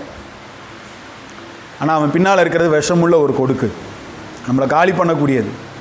கவனமாக இருக்கணும். இப்படிப்பட்ட இந்த கன்னிக்கு எப்படி தப்புறது, இந்த கன்னிகளுக்கு நான் எப்படி தப்புவது அப்படின்னு சில காரியங்களை நான் உங்களோடு கூட ஷேர் பண்ண விரும்புகிறேன். இந்த சந்தேகம் என்கிற இந்த முதல் கன்னி, இதில் நான் சிக்கி கொண்டு இருக்கிறேன். சில விஷயங்கள் என் மனதுக்குள்ளே நான் நினைச்சால் அதை என்னை விட்டு போக மாட்டேங்குது. நான் எவ்வளோ முயற்சி பண்ணாலும் அதை என்னை விட்டு போகலை. இந்த கண்ணியிலிருந்து நான் வெளியில் வர விரும்புகிறேன். என் மனதில் தேவனை குறித்து, அவருடைய அன்பை குறித்து, அவருடைய வல்லமையை குறித்து, அவருடைய வார்த்தையை குறித்து என்னதான் நான் விசுவாசமாக பேசினாலும், என்னதான் நான் ஆராதிச்சாலும், என்னதான் நான் இத்தனை வருஷ விசுவாசியாக இருந்தாலும், இன்னும் எனக்கு சின்ன டவுட் அதில் இருந்துக்கிட்டே இருக்குது. இன்னும் சில சந்தேகங்கள் எனக்கு வந்துக்கிட்டே இருக்கு. என்னால் 100% என்ன செய்ய முடியலை, ஆண்டவரை விசுவாசிக்க முடியலைங்கிற நிலைமையில் இருந்தீங்கன்னா, இன்னைக்கு நம்ம அதை குறித்து சில காரியங்கள் நம்ம தியானிக்க போகிறோம். இப்படிப்பட்ட சந்தேகங்களை நாம் எப்படி ஜெயிக்கிறது, எப்படி மேற்கொள்வது, இந்த கன்னியை நாம் எப்படி மேற்கொள்வது, இதுலேருந்து நாம் எப்படி விடுதலை ஆகுது அப்படின்னு சொல்லி சில காரியங்களை உங்களுக்கு சொல்கிறேன். கொலோசையர் 2வது அதிகாரம் 7வது வசனம். ஒரே ஒரு வழி இருக்குது, ஒரே ஒரு வழி. கொலோசையர் 2:7 வாசிங்க பார்க்கலாம். கொலோசையர் நிருபம் 2வது அதிகாரம் 7வது வசனம். நீங்கள் போதிக்கப்பட்டபடியே விசுவாசத்தில் உறுதிப்பட்டு ஸ்தோத்திரத்தோடே அதிலே பெருகுவீர்களாக. ஹல்லேலூயா. நல்ல உற்சாகமாக சொல்லுங்களேன். ஹல்லேலூயா. ஸ்தோத்திரம். நீங்கள் போதிக்கப்பட்டபடியே விசுவாசத்தில் உறுதிப்பட்டு ஸ்தோத்திரத்தோடே அதில் என்ன செய்யுங்க? பெருகுங்கள். எப்படி இந்த சந்தேகம் என்கிற கண்ணியை நான் மேற்கொள்வது? என் ஆத்மாவுக்குள்ள, என் மனசுக்குள்ள சில சந்தேகங்கள் எப்போதும் நடமாடிக்கிட்டே இருக்கு. சந்தேகம் எவ்வளவுதான் வசனத்தை கேட்டாலும், என்ன ஆராதிச்சாலும் இந்த சந்தேகம் வந்துகிட்டே இருக்கு அப்படின்னு நீங்க சொல்றீங்கன்னா, உங்களுக்கு வழி இருக்கு. வேதம் என்ன சொல்லுது அப்படின்னு சொன்னா, விசுவாசத்துல வளருவதை தவிர அதுல இருந்து வெளியில வர்றதுக்கு வேற வழியே கிடையாது. இந்த சந்தேகம் என்கிற கண்ணியிலிருந்து நீங்க வெளியில வரணும்னா, நீங்க விசுவாசத்துல என்ன பண்ணுங்க? வளருங்கள்.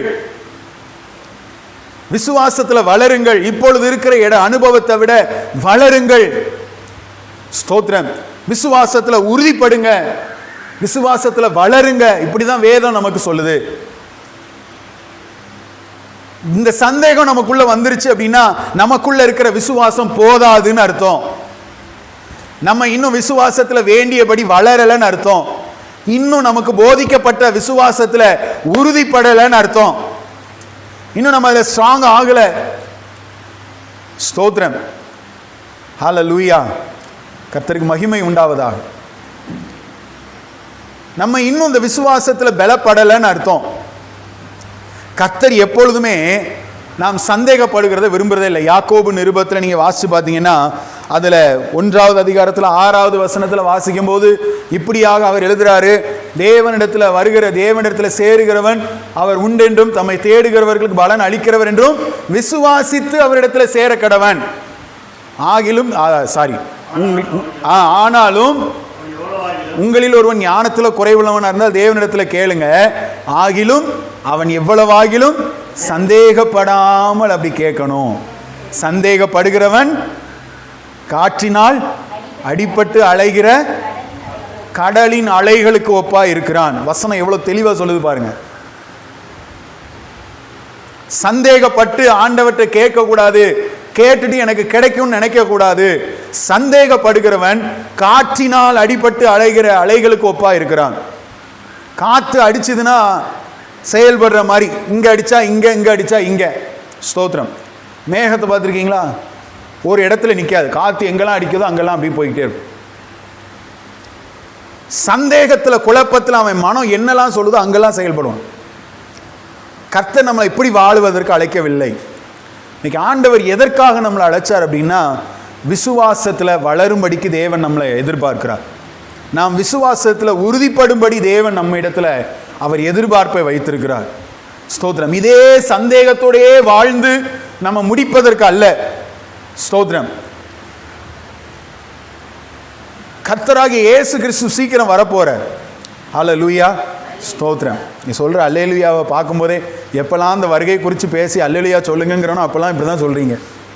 பயமாக இருக்கோ? இல்லை சந்தேகமாக இருக்கா? ஆண்டவர் வருவாராங்கிற சந்தேகமே நிறைய கிறிஸ்தவர்களுக்கு இருக்குது. அவர் வந்தாலும் நான் அதில் எடுத்துக்கொள்ளப்படுவேனாங்கிற சந்தேகம் நிறைய பேருக்கு இருக்குது. ஸ்தோத்திரம். பரலோகம், மோட்சம் இதெல்லாம் உண்மைதானாங்கிற சந்தேகம் இருக்குது. நமக்கு அங்கே போனால் ஸ்தோத்திரம் ஆண்டவரை பார்த்து நமக்குன்னு தனி வீடு இதெல்லாம் சொல்கிறாங்க. ஸ்தோத்திரம். இந்த மாதிரிலாம் பரலோகத்தில் இருக்குது அப்படிங்கிறாங்க. அதெல்லாம் இருக்குமா, நடக்குமா அப்படிங்கிற சந்தேகம் இருக்குது. 1000 வருஷம் பூமியை நம்ம அரசாளுவோன்னு இருக்குது. இதெல்லாம் சந்தேகம் நிறைய பேருக்குள்ள வருது. கர்த்தர் சொன்னால் அதை அப்படியே நம்பணும். ஏவாள் அந்த தோட்டத்தில் பண்ண தப்பு அதுதான். கர்த்தர் சொன்ன அந்த வார்த்தையில் அவளுக்கு உறுதி இல்லை. கர்த்தர் சொன்ன அந்த வார்த்தையில் அவளுக்கு உறுதி இல்லை. தேவன் சொல்லிட்டாரு, இது வரைக்கும் வேதத்தில் சொன்ன எல்லாம் நடக்குனா இதுக்கப்புறம் அவர் சொல்லி வச்சிருக்கிற காரியங்கள் நடக்கும், நிறைவேறும். இன்னைக்கு வேதத்தில் சொல்லியிருக்கிற காரியங்கள் நடந்து நிறைவேறி வருகிறது. இனிமேலும் அது நடக்கும். ஆமேன். ஹல்லேலூயா. ஸ்தோத்திரம். நமக்குள்ள சந்தேகம் வரக்கூடாது. சந்தேகத்தை குறித்து நிறைய வசனங்கள் இருக்கு, நான் அதை எடுக்க விரும்பலை. ஸ்தோத்திரம். தேவன் நம்ம எவ்வளவு சந்தேகப்படாமல் அவரை விசுவாசிக்கணும்னு ஆண்டவர் விரும்புகிறார். நமக்குள்ள அந்த விசுவாசம் வளர வளர இந்த சந்தேகத்தை நம்ம என்ன செய்ய முடியும்? மேற்கொள்ள முடியும். விசுவாசத்தில் வளருவது தான் சந்தேகத்தை மேற்கொள்ள முடியும் ஒரே வழி. சந்தேகத்தை என்னை விட்டு அகற்றுகிறேன், சந்தேகத்தை என்னை விட்டு அகற்றுகிறேன், அது மட்டும் போதாது. விசுவாசத்தில் வளரணும். விசுவாசத்தில் வளர்கிறதற்கு சில படிகள் இருக்குது. அதை நான் உங்களோடு கூட நான் ஷேர் பண்ண விரும்புகிறேன். சில காரியங்கள் கிட்டத்தட்ட ஒரு 6 இல்லைன்னா 7 இருக்குது. ஆனால் டைம் ஆயிடுச்சு. நான் ஒரு 3 காரியத்தை நான் உங்களோடு கூட ஷேர் பண்ண விரும்புகிறேன். ஸ்தோத்திரம். சுருக்கமாக நான் சொல்லி முடிச்சிடுறேன். உங்கள் இருதயம் கலங்காது இருப்பதாக உங்களை டைமுக்கு முடித்து அனுப்பிடுவேன். சரிங்களா? ஸ்தோத்திரம். விசுவாசத்தில் வளர சில வழிகள். முதல் வழி என்ன அப்படின்னு சொன்னால், நமக்கு ஒரு புரிதல் வேணும். விசுவாசத்தில் வளருவதற்கு நமக்கு ஒரு புரிதல் வேணும். என்ன அப்படின்னா, நம்முடைய அறிவுக்கும் விசுவாசத்துக்கும் எந்த காலத்திலையும் சம்பந்தமே இருக்காது. ஹல்லேலூயா. இவ்வளோ பலவீனமாக இருக்குது. ஸ்தோத்திரம். ஏன் நீங்கள் அவ்வளோ சோர்ந்து போகிறீங்கன்னு எனக்கு தெரியலை. ஸ்தோத்திரம். நம்முடைய அறிவுக்கும் விசுவாசத்துக்கும் ஒரு காலமும் சம்பந்தமே இருக்காது. ரெண்டையும் ஒன்றா என்ன செய்ய முடியாது? சேர்க்கவே முடியாது. பக்கத்தில் இருக்கிறவங்கள பார்த்து சொல்லுங்க. ஆமாம், ஒருத்தரையாவது பார்த்து சொல்லுங்க பார்ப்போம். நம்முடைய அறிவுக்கும் விசுவாசத்திற்கும் சம்பந்தமே கிடையாது. நம்ம பண்ற தப்பு என்ன தெரியுமா? எப்பவும் விசுவாசத்தில் ஒரு காரியத்தை செய்யணும்னா நம்ம அறிவை கொண்டு அதை யோசிச்சுட்டு இருப்போம். இந்த ரெண்டுக்கும் இருக்கிற ஒற்றுமை ஒன்று இருக்கு. என்ன அப்படின்னா, மனுஷன் பிறக்கும்போது மூளையோட தான் பிறக்கிறான். யாருக்கும் நம்ம மூளை இல்லைன்னா சொல்ல முடியாது. ஸ்தோத்திரம். நிறைய நம்ம அப்படி திட்டுவோம்ல, உனக்கெல்லாம் மூளை இருக்கா, உள்ள களிமண்ணாக இருக்குது அப்படின்லாம் திட்டுவோம்ல. மூளையோடு தான் பிறக்கிறாங்க. இந்த அறிவு எப்போ வரும்னா, வளர வளர தான் அறிவு வரும். அப்படிதானா? அறிவு மனுஷங்களால் நமக்கு கொடுக்கப்படுகிறது. பிறக்கும் போதே அறிவோட மனுஷன் என்ன செய்யலை? பிறக்கலை. வளர வளர தான் கற்றுக்கொள்ள அறிவு உண்டாகும். இதே போல விசுவாசமும் நமக்குள்ள துவக்கி வைக்கப்படுகிறது ஒன்று, அதுவும் நமக்குள்ள வளருகிற ஒன்று. இந்த அறிவை துவக்கி வைக்கிறது மனுஷன் சொன்னா, இந்த விசுவாசத்தை நமக்குள்ள துவக்கி வைக்கிறது கர்த்தர். ஹல்லேலூயா. எபிரேயர் 12வது அதிகாரம் 1 வசனம் ஆதார். விசுவாசத்தை துவக்குகிறவரும் முடிக்கிறவரும் ஆகிய. அதுல வளர்க்கிறவர்ங்கிற இடம் இருக்கா? அந்த வார்த்தை இருக்கா? ஸ்தோத்திரம். அவர் துவக்கிறாரு. வளர்க்க வேண்டியது யார் வேலை? வளர வேண்டியது யார் வேலை? ஸ்தோத்திரம். இப்ப விசுவாசத்தை வளர்க்கறதுக்கு தான் சில காரியங்களை சொல்லிட்டு இருக்கிறோம். என்னன்னா இருக்கிற அந்த ஒரே ஒற்றுமை இதுதான். பிறக்கும் போதே நம்ம விசுவாசத்தோட குழந்தையா பிறக்கும் போதே விசுவாச வீரன் அப்படியா பிறந்தோம் இல்ல. வளர்ந்து இயேசு அறிந்து கொள்ளுகிற சுவிசேஷத்தை கேட்கும் போதுதான் நம்ம இருதயத்தில் விசுவாசம் துவக்கி வைக்கப்பட்டது. நம்ம இதோட முடிச்சிடணும். எல்லாத்தையும் எங்க கொண்டு சேர்ப்போம் அப்படின்னா, விசுவாசத்தையும் அறிவையும் போட்டு நம்ம சம்பந்தப்படுத்தி குழம்பி கொண்டு இருப்போம். நிறைய விசுவாசிகள் பண்ற வேலையை அதுதான். சோதரன், விசுவாசத்தையும் அறிவையும் போட்டு குழப்பி கொண்டு இருப்பார்கள். எபிரேயர் 11வது அதிகாரம் 1வது வசனம் வாசிக்க கேட்கலாம். விசுவாசமானது நம்பப்படுகிறவைகளின் உறுதியும் காணப்படாதவைகளும் நிச்சயமாய் இருக்கிறது. பாருங்க, விசுவாசம்னா என்ன அப்படின்னா, எல்லாம் எனக்கு புரிஞ்ச பிறகு நான் நம்புறேங்கிறது அல்ல. எதுவுமே புரியலைனாலும் நான் அவரை என்ன செய்வேன்? நம்புவேன். என் தேவன் நல்லவர் என்பதை நான் நம்புறேன். நான் அவரை சார்ந்து கொள்வேன். எனக்கு எதுவுமே புரியலைங்க, ஆனா என் கர்த்தர் கைவிட மாட்டார் என்று நான் அவர் மேல நம்பிக்கையா இருக்கிறேன். எனக்கு எதுவுமே புரியல, என் தேவன் எனக்கு நன்மைகளை செய்து என்னை ஆசீர்வதிப்பாரு, என்னை உயர்த்துவாரு, நான் நம்புறேன். இதுதான் விசுவாசம். நான் பார்க்கல, எனக்கு புரியல அவங்க சொல்றது, ஆனா என் கர்த்தர் என்னுடைய பாவத்துக்காக அவர் சிலுவையில் என்ன பண்ணாரு?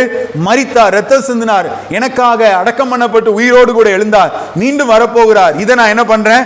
நம்புறேன். இதுதான் விசுவாசம். எல்லாம் எனக்கு புரிஞ்ச பிறகு நான் நம்புறேன் அப்படின்னு சொல்லக்கூடாது. மனித அறிவு, நமக்கு இருக்கிற அறிவு எப்படிப்பட்டதுன்னா, ஒரு குறிப்பிட்ட எல்லைக்கு உட்பட்டது. இந்த அறிவுக்கு ஒரு எல்லை இருக்கும். நம்ம எப்பவுமே லாஜிக்கோட தான் எல்லாம் திங்க் பண்ணுவோம். ஸ்தோத்திரம். எல்லாம் லாஜிக்கோட தான் திங்க் பண்ணுவோம். ஒரு எல்லைக்குள்ள தான் எல்லாம் இருக்கும். லாஜிக்கோடனா ஒரு காரணம் இருக்கணும். ஸ்தோத்திரம். மழை பெய்யணும்னா என்ன தேவை? கார் மேகம் வரணும், காத்து வரணும். இது எங்க இருக்கு? நம்முடைய அறிவில் இருக்கு. மழை வருதுனால என்ன சொல்லுவோம்?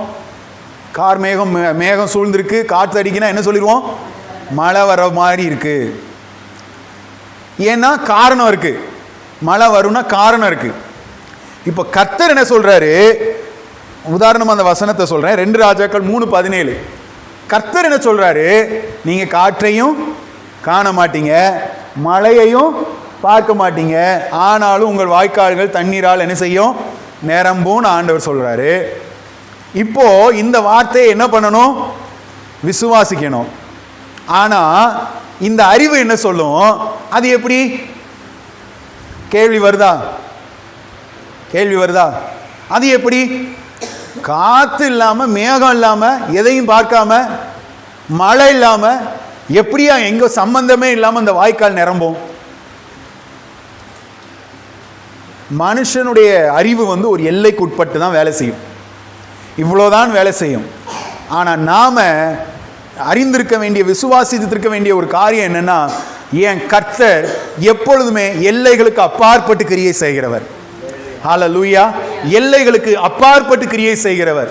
அதனால தான் எரேமியா 33:3 சொல்லப்பட்டிருக்கிறது, என்னை நோக்கி கூப்பிடு, நான் உனக்கு மறு உத்தரவு கொடுத்து நீ அறியாததும் உனக்கு எட்டாததுமான பெரிய காரியத்தை செய்வேன். யோபு இப்படி சொல்றாரு, எண்ணி முடியாத அதிசயங்களையும் ஆராய்ந்து முடியாத பெரிய காரியங்களை அவர் செய்கிறார். கிரகிக்க கூடாத பெரிய காரியங்களை அவர் செய்கிறாரு. ஸ்தோத்திரம். புதிய ஏற்பாட்டில் அப்போஸ்தலனாகிய பவுல் எழுதுறாரு, நாம் நினைப்பதற்கும் வேண்டிக் கொள்வதற்கும் அதிகமாக அவர் கிரியை செய்கிறவர். காரணம் என்ன? நான் விசுவாசிக்கிறேன். நான் மனித அறிவில் நான் செயல்பட விரும்பல. ஏன் மனித எல்லை அறிவுக்கு எட்டப்பட்ட அளவில் அவர் கிரியை செய்தால் அவர் தேவன் அல்ல, அவர் ஒரு சாதாரண மனுஷன். ஐயோ, நான் நினைச்சேன், அதே மாதிரி நீங்க சொல்லிட்டீங்க, நான் நினைச்ச அதை நீங்க செய்துட்டீங்க.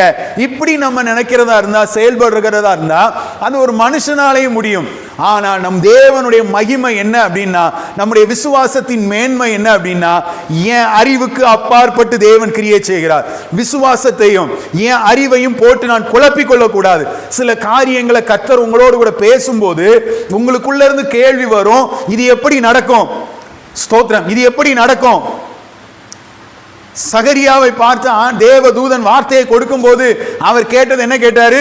இது எப்படி ஆகும்? ஆபிரகாமை பார்த்து ஆண்டவர் சொன்னார், 100 வயதுல உனக்கு ஒரு குழந்தை பிறக்கும்னு சொன்னா, ஆபிரகாம் என்ன பண்ணாரு?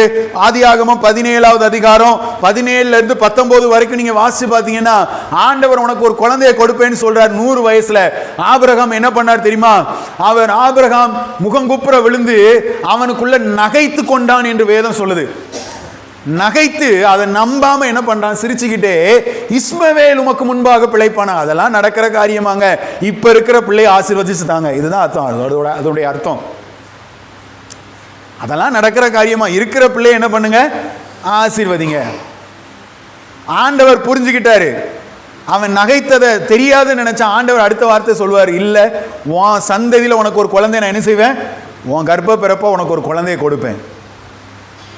சாராளுக்கு இந்த வார்த்தை சொல்லப்பட்டது. சாராள் என்ன பண்ணினா? நகைத்தாள். 18வது அதிகாரம் 10ல இருந்து 15 வரைக்கும். ஒரு உற்பவ காலகட்டத்தில் நான் உங்ககிட்ட வருவேன், தேவ தூதர்கள் வந்து சொல்றாங்க. ஆண்டவருடைய தேவ தூதனானவர் வந்து சொல்றாரு, ஸ்தோத்திரம், நான் சாராள் என்ன பண்றா? நகைக்கிறா. நீ நகைக்கிறன்னு சொன்னா அவன் நகைக்கல அப்படின்னாலாம். ஸ்தோத்திரம். காரணம் என்ன? இதனுடைய அர்த்தம் என்ன அப்படின்னா, விசுவாசத்தையும் மூளையினால் நமக்கு உண்டாகிற கேள்விகளையும் போட்டு குழப்பிக் கொள்ளுகிறோம். நம்ம மூளைக்கு எல்லாத்துக்கும் ஒரு காரணம் தேவை. அதான் அறிவியல்னு பேர் வச்சான். நிரூபிக்கப்படாட்டா நான் அதை நம்ப மாட்டேன். காரணம் இல்லைன்னா நான் நம்ப மாட்டேன். இன்னைக்கு அறிவியல் சயின்டிஸ்ட் கர்த்தரை நம்புறதில்ல, அநேகர் நம்புறதில்லை. ஆனால் நிறைய கர்த்தரை நம்புற சயின்டிஸ்ட் நிறைய விஷயங்களை கண்டுபிடிச்சிருக்கிறாங்க. அல்லேலூயா, ஸ்தோத்திரம். பொறாமையா இருக்கோ? அல்லேலூயா, ஸ்தோத்திரம். நிறைய பேர் அப்படி கண்டுபிடிச்சிருக்கிறாங்க. காரணம் என்ன பாருங்க? நிறைய பேர் அறிவியலாளர்கள் தேவனை நம்புகிறது இல்லையா? நிரூபி, எனக்கு காமி. இதுதான் மனிதனுடைய அறிவு. ஆனால் விசுவாசம் என்பது இதற்கு அப்பாற்பட்டு செயல்படக்கூடியது. தேவன் அதைத்தான் வேதத்தில் ஆண்டவருடைய மகிமைகளாக நம்ம என்ன செய்யறோம்? தேவனை குறித்து நம்ம வாசிக்கிறோம், தேவனை குறித்து அறிந்து கொள்ளுகிறோம். இன்னைக்கு கர்த்தர் உங்களோடு கூட பேசுகிற வார்த்தை, இந்த வார்த்தையை ஒரு நாள் உங்கள் இருதயத்திலிருந்து எடுத்து போடாதீங்க. ஒரு நாளும் உங்கள் மூளை அறிவு, உங்கள் விசுவாசத்தை கேள்வி கேட்பதற்கு நீங்கள் இடம் கொடுக்காதீங்க. ஸ்தோத்திரம். அப்படிப்பட்ட ஒரு கேள்வி உங்க இருதயத்தில் வருதுன்னா, இப்படிலாம் செய்வாருன்னு ஆண்டவர் சொல்லும்போது அது எப்படி நடக்கும் அப்படின்னு கேள்வி உங்களுக்குள்ள வருதுன்னா, நீங்க அதை சாதாரணமா விடாதீங்க. மறு உத்தரவு நீங்க கொடுக்கணும். உங்க மனசுல இருந்து கேள்வி வருதுன்னா அதுக்கு நீங்க பதில் கொடுக்கணும். உள்ள இருந்து அப்படி எண்ணம் வருதுன்னா நீங்க கேள்விக்கு பதில் கொடுக்கணும். இல்ல, என் கர்த்தர் சொன்னால் அதை என்ன செய்வாரு? நிறைவேற்றி முடிப்பார். ஆபிரகாமை குறித்து வேதம் என்ன சொல்லப்பட்டிருக்கு? இப்படி நகைத்த ஆபிரகாமை குறித்து ரோமர் 4:19 இருந்து 21 வரைக்கும் வாசிங்க. தேவன் வாக்குத்தத்தம் பண்ணினதை நிறைவேற்ற வல்லவராய் இருக்கிறார் என்று முழு நிச்சயமாய் நம்பி விசுவாசத்தில் வல்லவனானான். அவன் விசுவாசத்தில் எப்படி இருக்கல? பலவீனமா இருக்கவில்லை. ஸ்தோத்திரம்.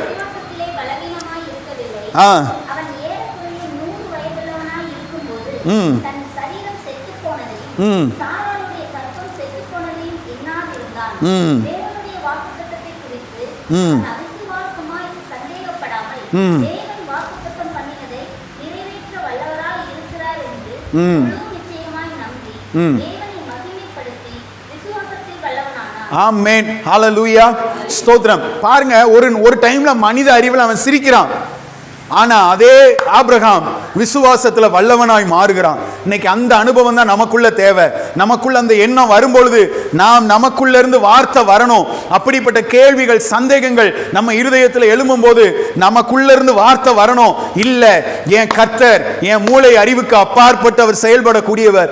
என் கர்த்தர் நான் நினைப்பதற்கும் வேண்டிக் கொள்ளுகிறதற்கும் அதிகமாக அவர் கிரியை செய்யக்கூடியவர். நான் அறியாததும் எட்டாததுமான பெரிய காரியத்தை எனக்கு அவர் செய்யக்கூடியவர். நான் கிரகித்து கூட பார்க்க முடியாத காரியத்தை தான் செய்வார். என் மூளை அறிவுக்கு எட்டாத காரியங்களை கர்த்தர் செய்வார். இப்படி நமக்குள்ள இருந்து பதில் எழும்பணும் உடனே. ஹல்லேலூயா.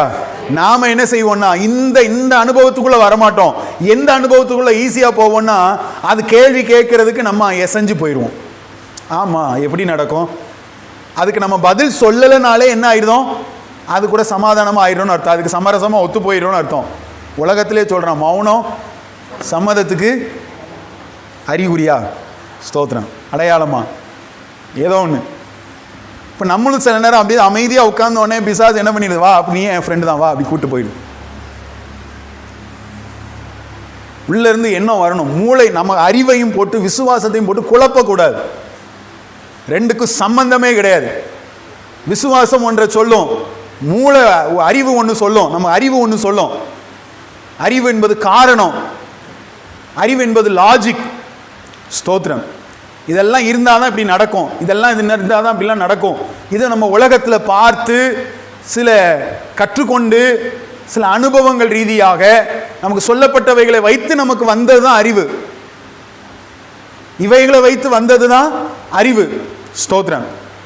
விசுவாசம் என்பது எப்படி நமக்குள்ள வந்தது, அதை கர்த்தரே நமக்குள்ள துவக்கி வைத்தார். அவர் எப்படிப்பட்டவர், இயற்கைக்கு அப்பாற்பட்டவர், நேரங்களுக்கு காலங்களுக்கு அப்பாற்பட்டவர். அவர் அப்படி கிரியை செய்யக்கூடியவர். ஹல்லேலூயா. நம்ம என்ன செய்கிறோம், நம்ம நிறைய தடவை என்ன பண்ணுறோம்னா, எனக்கு எல்லாம் புரிஞ்சா நான் நம்புகிறேன் அப்படின்னு நினைக்கிறோம். அந்த அறிவுக்கு எல்லாம் புரியட்டும், நான் நல்ல அறிவாளி, எனக்கு எல்லாம் புரியட்டும் நான் நம்புகிறேன் அப்படின்னு நம்ம நினைக்கிறோம். வேதத்தில் சில உதாரணங்களை சொல்கிறேன் பாருங்க. நோவா மழையை பார்த்த பிறகு பேழையை கட்டதுக்கு ஓடலை. அவர் மழைன்னு ஒன்றே அந்த காலத்தில் கிடையாது, அது வரைக்கும் பார்த்ததில்லை. மழையை பார்த்த உடனே பார்த்துட்டு வந்ததுக்கு அப்புறம் நான் கட்டுறேன் ஆண்டவரேன்னு போகலை. மழையை பார்க்கறதுக்கு முன்னாலே என்ன பண்ணார், கட்ட ஆரம்பித்தார். மூளை அறிவுக்கும், அறிவு அது வரைக்கும் இருந்ததுன்னா மழைன்னு ஒன்று தெரியவே தெரியாது. அதனால தான் எல்லாரும் கேலி கிண்டல் பண்ணான் நோவாவை. யாருமே அந்த வார்த்தையை விசுவாசித்து உள்ளே வரல. காரணம் என்ன, இப்படி ஒன்று கிடையவே கிடையாதுங்க, இந்த ஆளுக்கு அறிவே இல்லை, மழைன்னு மேலேருந்து தண்ணி விழ போகுதான், அறிவில்லாதவன் அப்படின்னு. விசுவாசம் என்னன்னா அறிவுக்கு அப்பாற்பட்டு செயல்படக்கூடியது, அறிவுக்கு அப்பாற்பட்டு நாம் நம்பக்கூடியது, அறிவுக்கு அப்பாற்பட்டு மனித அறிவுகளுக்கெல்லாம் அப்பாற்பட்டு நமக்கு நடக்கக்கூடிய அற்புத அடையாளங்கள். தேவன் நம்முடைய அறிவுக்கு உட்பட்டவர் அல்ல. நம்முடைய அறிவுக்கு அவர் உட்பட்டவராக இருந்தால் அவருக்கு ஒரு உருவத்தை கொடுத்துருப்போம். நம்முடைய அறிவுக்கு அவர் உட்பட்டவராக இருந்தால் 4 கை 10 தலை 20 கண்ணு இப்படிலாம் என்னத்தையாவது உனக்கு கொடுத்து வச்சிருப்போம். நம்முடைய அறிவுக்கு உட்பட்டவராக இருந்திருந்தார். அவர் நம்முடைய அறிவுக்கு உட்பட்டவர் அல்ல. ஹல்லேலூயா. ஸ்தோத்திரம். பேதுரு தண்ணீர் மேலே நடந்த பிறகு விசுவாசிக்கல, விசுவாசிச்சு தண்ணீர் மேலே நடந்தார். யோசுவா எரிகோ கோட்டை உடைஞ்ச பிறகு நான் சுற்றி வரேன்னு சொல்லலை, சுற்றி வந்தார், கோட்டை உடைஞ்சுது. நீங்கள் நம்ம என்ன அனுபவத்தில் இருக்கோம், எல்லாம் எனக்கு புரியட்டும் நான் செய்கிறேன். ஹல்லேலூயா. ஸ்தோத்திரம். முதல்ல விசுவாசிச்சு பின்பு அற்புதம். கர்த்தர் நமக்கு கிருபை செய்வாரா. இப்போ முதல் காரியம் என்ன, விசுவாசத்தில் வளரணும்னா முதல் காரியம் என்ன இருக்குன்னு நமக்குள்ள ஒரு புரிதல் வேணும். என்ன புரிதல், அறிவுக்கும் விசுவாசத்துக்கும் சம்பந்தமே கிடையாது. ஒருவேளை இந்த அறிவு விசுவாசத்தை கேள்வி கேட்கும் போது நம்ம என்ன சொல்லணும், விசுவாசத்தை அறிவு கேள்வி கேட்கும்போது என்ன சொல்லணும். இப்போ கர்த்தருடைய வார்த்தையை நான் உங்களுக்கு சொல்கிறேன். உதாரணத்துக்கு நம்ம சர்ச்சு வாக்குத்தத்தம், தேவனாலே கூடாத காரியம் ஒன்றும் இல்லை, அப்போ உங்கள் கடன் பிரச்சனை மாறும் அப்படின்னு சொன்னால் அறிவு என்ன சொல்லும், அது எப்படி மாறும், அது எப்படி நடக்கும் அப்படின்னு கேள்வி கேட்கும். இப்போ நம்ம என்ன சொல்லுவோம், ஆமாம் நீ சொல்கிறது சரிதான் அப்படின்ட்டு போகிறது நல்லதா. கர்த்தர் சொன்னால் நடக்கும். ஏவாள் அங்கே தவற விட்டது அதுதான், நல்லா புரிஞ்சுக்கோங்க. எனக்கு ஆண்டவர் சொன்ன, அவர் கட்டளை இட்டால் நிற்கும், அவ்வளோதான். அவர் சொல்ல ஆகும். அவரால் கூடாத காரியம் ஒன்றுமே இல்லை. இந்த காரியத்தை எடுத்து வைக்கிறோம் பார்த்தீங்களா, இதுதான் விசுவாசம். அந்த அறிவு தலை தூக்க விடக்கூடாது. அறிவு உலகத்துக்கு, ஆவிக்குரிய மண்டலத்தில் விசுவாசம் தான் எல்லாமே. ஹல்லேலூயா. ஸ்தோத்திரம். நீங்கள் இங்கே கால் ஊனி நின்று பாருங்கள், இதில் உறுதிப்படுங்க, இதில் வளரணும். அதுதான் கர்த்தர் விரும்புகிறார். இந்த 2 விஷயத்தை மறந்துடாதீங்க. இந்த முதல் பாயிண்டில் தான் சொல்லியிருக்கிறேன். 2 காரியம், அறிவுக்கும் விசுவாசத்துக்கும் சம்பந்தமே கிடையாது. சில நேரம் விசுவாசத்தில் அறிவு கேள்வி கேட்குறதுக்கு தலை தூக்கும். அப்போ அதை என்ன பண்ணணும், தட்டி கீழே உட்கார வைக்கணும், பதில் சொல்லணும் அதுக்கு. என் கர்த்தர் கைவிட மாட்டார், இதை சொல்கிறதுக்கு நமக்கு படிப்பறிவு வேணும்னு இல்லை. என் கர்த்தர் என்ன கைவிட மாட்டார், கர்த்தர் என்ன மறக்க மாட்டார், அவர் நிச்சயம் செய்வார், நான் அவரை நம்புகிறேன், விசுவாசிக்கிறேன், அவர் சொன்னதை நிறைவேற்றுவார். இதை நம்ம என்ன செய்யணும், அறிக்கையிடணும், சொல்லணும், சொல்லி அதை தட்டி கொட்டி உட்கார வைக்கணும். ஸ்தோத்திரம். கர்த்தருக்கு மகிமை உண்டாவதாக. ரெண்டாவது காரியம், விசுவாசத்தில் வளருவது வசனத்தை நடைமுறையால் நம்ம செயல்படுத்துவதன் மூலமாக விசுவாசத்தில் வளருது. வசனத்தை ப்ராக்டிஸ் பண்ணணும். வசனத்தை பயிற்சி நடைமுறையில் நம்ம அதை பயிற்சியில் கொண்டு வரணும். விசுவாசத்தில் நீங்கள் வளர விரும்புகிறீங்களா? வார்த்தையை வசனம் இல்லாமல் விசுவாசம் என்ன செய்யாது? வளராது. ஸ்தோத்திரம். வசனத்தினாலே, வார்த்தையினாலே அந்த வசனத்தை கேட்குறத நம்முடைய வாழ்க்கையில் நடைமுறைகளை கொண்டு வரணும், செயலில் கொண்டு வரணும், வார்த்தையில் கொண்டு வரணும். அதில் அதை செய்யத்தான் நம்ம விசுவாசத்தில் வளர முடியும். விசுவாசத்தில் வளராமல் ஒரு கட்டத்தில் அப்படியே நின்று போயிட்டேன் அப்படின்னா கொஞ்சம் யோசிச்சு பாருங்க. ஒருவேளை நான் முதல் சொன்ன பாயிண்டாக இருக்கலாம், நான் இந்த பாயிண்டில் நீங்கள் சிக்கிக்கிட்டு இருக்கலாம். நான் வசனத்தை என் லைஃப்பில் நான் அப்ளை பண்ணவே இல்லை இது வரைக்கும். கேட்குறேன் வசனத்தை. ஸ்தோத்திரம். யாக்கோபு 1வது அதிகாரம் 22வது வசனத்தை வாசிங்க பார்க்கலாம். யாக்கோபு நிருபம் 1வது அதிகாரம் 22வது வசனம். அல்லாமலும் நீங்கள் உங்களை வஞ்சியாதபடிக்கு திருவசனத்தை கேட்கிறவர்களாய் மாத்திரமல்ல, அதன்படி செய்கிறவர்களாய் இருங்கள். வசனம் தெளிவாக சொல்லப்பட்டிருக்கு. என்ன சொல்லுது? நீங்கள் வஞ்சிக்கப்படாதபடிக்கு. நம்ம அதை விட்டோம். ஸ்தோத்திரம். நீங்கள் வஞ்சிக்கப்படாதபடிக்கு திருவசனத்தை கேட்கிறவர்களாய் மாத்திரமல்ல, அதன்படி செய்கிறவர்களாகவும் இருங்கள் என்று வேதம் சொல்லுது. நம்ம என்ன பண்றோம்? நம்ம என்ன செய்கிறோம்? இதுவரைக்கும் என்ன செஞ்சுட்டு இருக்கோம்? அண்ணன் கரெக்டாக கை காமிக்கிறாங்க. இந்த காதில் வாங்கி இந்த காதில் விட்டுட்டு இருக்கோம். ஸ்தோத்திரம். வசனத்தை நம்முடைய வாழ்க்கையில் நடைமுறைப்படுத்துவதன் மூலமாகத்தான் விசுவாசத்தில் வளர முடியும். வசனத்தை நம்ம செயலில் கொண்டு வராமல், ப்ராக்டிஸ் பண்ணாமல், வார்த்தையில், செயலில், வாழ்க்கையில் கொண்டு வராமல் நாம் விசுவாசத்தில் வளர முடியாது. இன்னைக்கு நம்ம பல பேர் நம்ம செய்கிற தவறுகள் என்ன அப்படின்னா, வசனத்தை கேட்குறோம், அதில் குறைவில்லை. வசனத்தை கேட்குறோம், இங்கேருந்து கேட்குறோம், வீட்டுக்கு போய் யூடியூப்பில் கேட்குறோம், கேட்பீங்கன்னு நான் நம்புகிறேன். நம்ம குரூப்பில் சர்ச்சு சேனலில் ஒரு செய்தி இந்த வாரத்தில், போன வாரத்தில் ஒன்று அப்லோட் ஆச்சு, பார்த்தீங்களா? ஸ்தோத்திரம். யாருக்கு தெரியும்? ஸ்தோத்திரம். ஒரு சின்ன ஷார்ட்ஸ் ஒன்றும் போட்டோம். இன்றைக்கும் ஒரு செய்தி அப்லோட் ஆகுது. கேளுங்க, மற்றவங்களுக்கு அதை தெரியப்படுத்துங்க. ஸ்தோத்திரம். கர்த்தருக்கு மகிமை உண்டாகட்டும். நம்ம நிறைய செய்திகளை கேட்குறோம், கேட்குறதுல குறைவில்லை. குறிப்பெடுக்கிறோம், சந்தோஷம், அதில் குறைவில்லை. இன்னும் சில பேர் வசனத்தை ரசிக்கிற ஆட்கள் இருக்கிறாங்க. வசனத்தை கொஞ்சம் ஆழமாக அப்படி எடுத்து கொடுத்தா, ஓ சூப்பராக இருக்கே அப்படின்னு ரசிக்கிற ஆட்களும் இருக்கிறாங்க. ஸ்தோத்திரம். ஆனால் இது நமக்கு விசுவாசத்தில் வளர்கிறதுக்கு எவ்வளோ வேணும்? உதவி செய்யாது. தேவையான அளவுக்கு உதவி இதில் இல்லை. எங்கே ஆண்டவர் கொண்டு வந்து நிறுத்துறார் அப்படின்னா, வசனத்தை கேட்கிறவர்களாய் மாத்திரமல்ல, அதன்படி செய்கிறவர்களாயும் இருங்கள். வசனத்தை கேட்கிறவர்களாய் மாத்திரமல்ல, நீங்கள் என்ன செய்யுங்க? கொஞ்சம் ரசிக்கிறவர்களாக இருங்கள் அப்படின்னு ஆண்டவர் சொன்னாரா? குறிப்பெடுக்கிறவர்களாக இருங்கள் ஆண்டவர் சொன்னாரா? சர்ச்சில் மட்டும் கேட்டால் போதாது, வீட்லேயும் போய் யூடியூப்பில் கேளுங்கன்னு சொன்னாரா? இல்லை. அவர் எதிர்பார்க்கறது என்ன? செய்கையில் கொண்டு வாங்க. அப்போ தான் நீங்கள் விசுவாசத்தில் வளர முடியும். ஸ்தோத்திரம். பாருங்கள், ஒரு ஊழியர் இப்படி சொல்கிறார், பயன்படுத்தப்படாத பயன்படுத்தப்படாத வசனம் வெறும் அறிவை தரும், பின்பற்றப்படும் வசனம் விசுவாசத்தை கொண்டு வரும். ஒரு ஊழியர் எப்படி சொல்லியிருக்கிறார்? பின்பற்றப்படுகிற வசனம் தான் விசுவாசத்தை கொண்டு வரும். வசனத்தை ஃபாலோ பண்ணதுக்கு ஆண்டவர் நமக்கு உதவி செய்வாராக. பாருங்கள், பேதுரு லூக்கா 5வது அதிகாரத்தில் 4-5 இந்த வசனங்களை வாசிக்க கேட்கலாம்.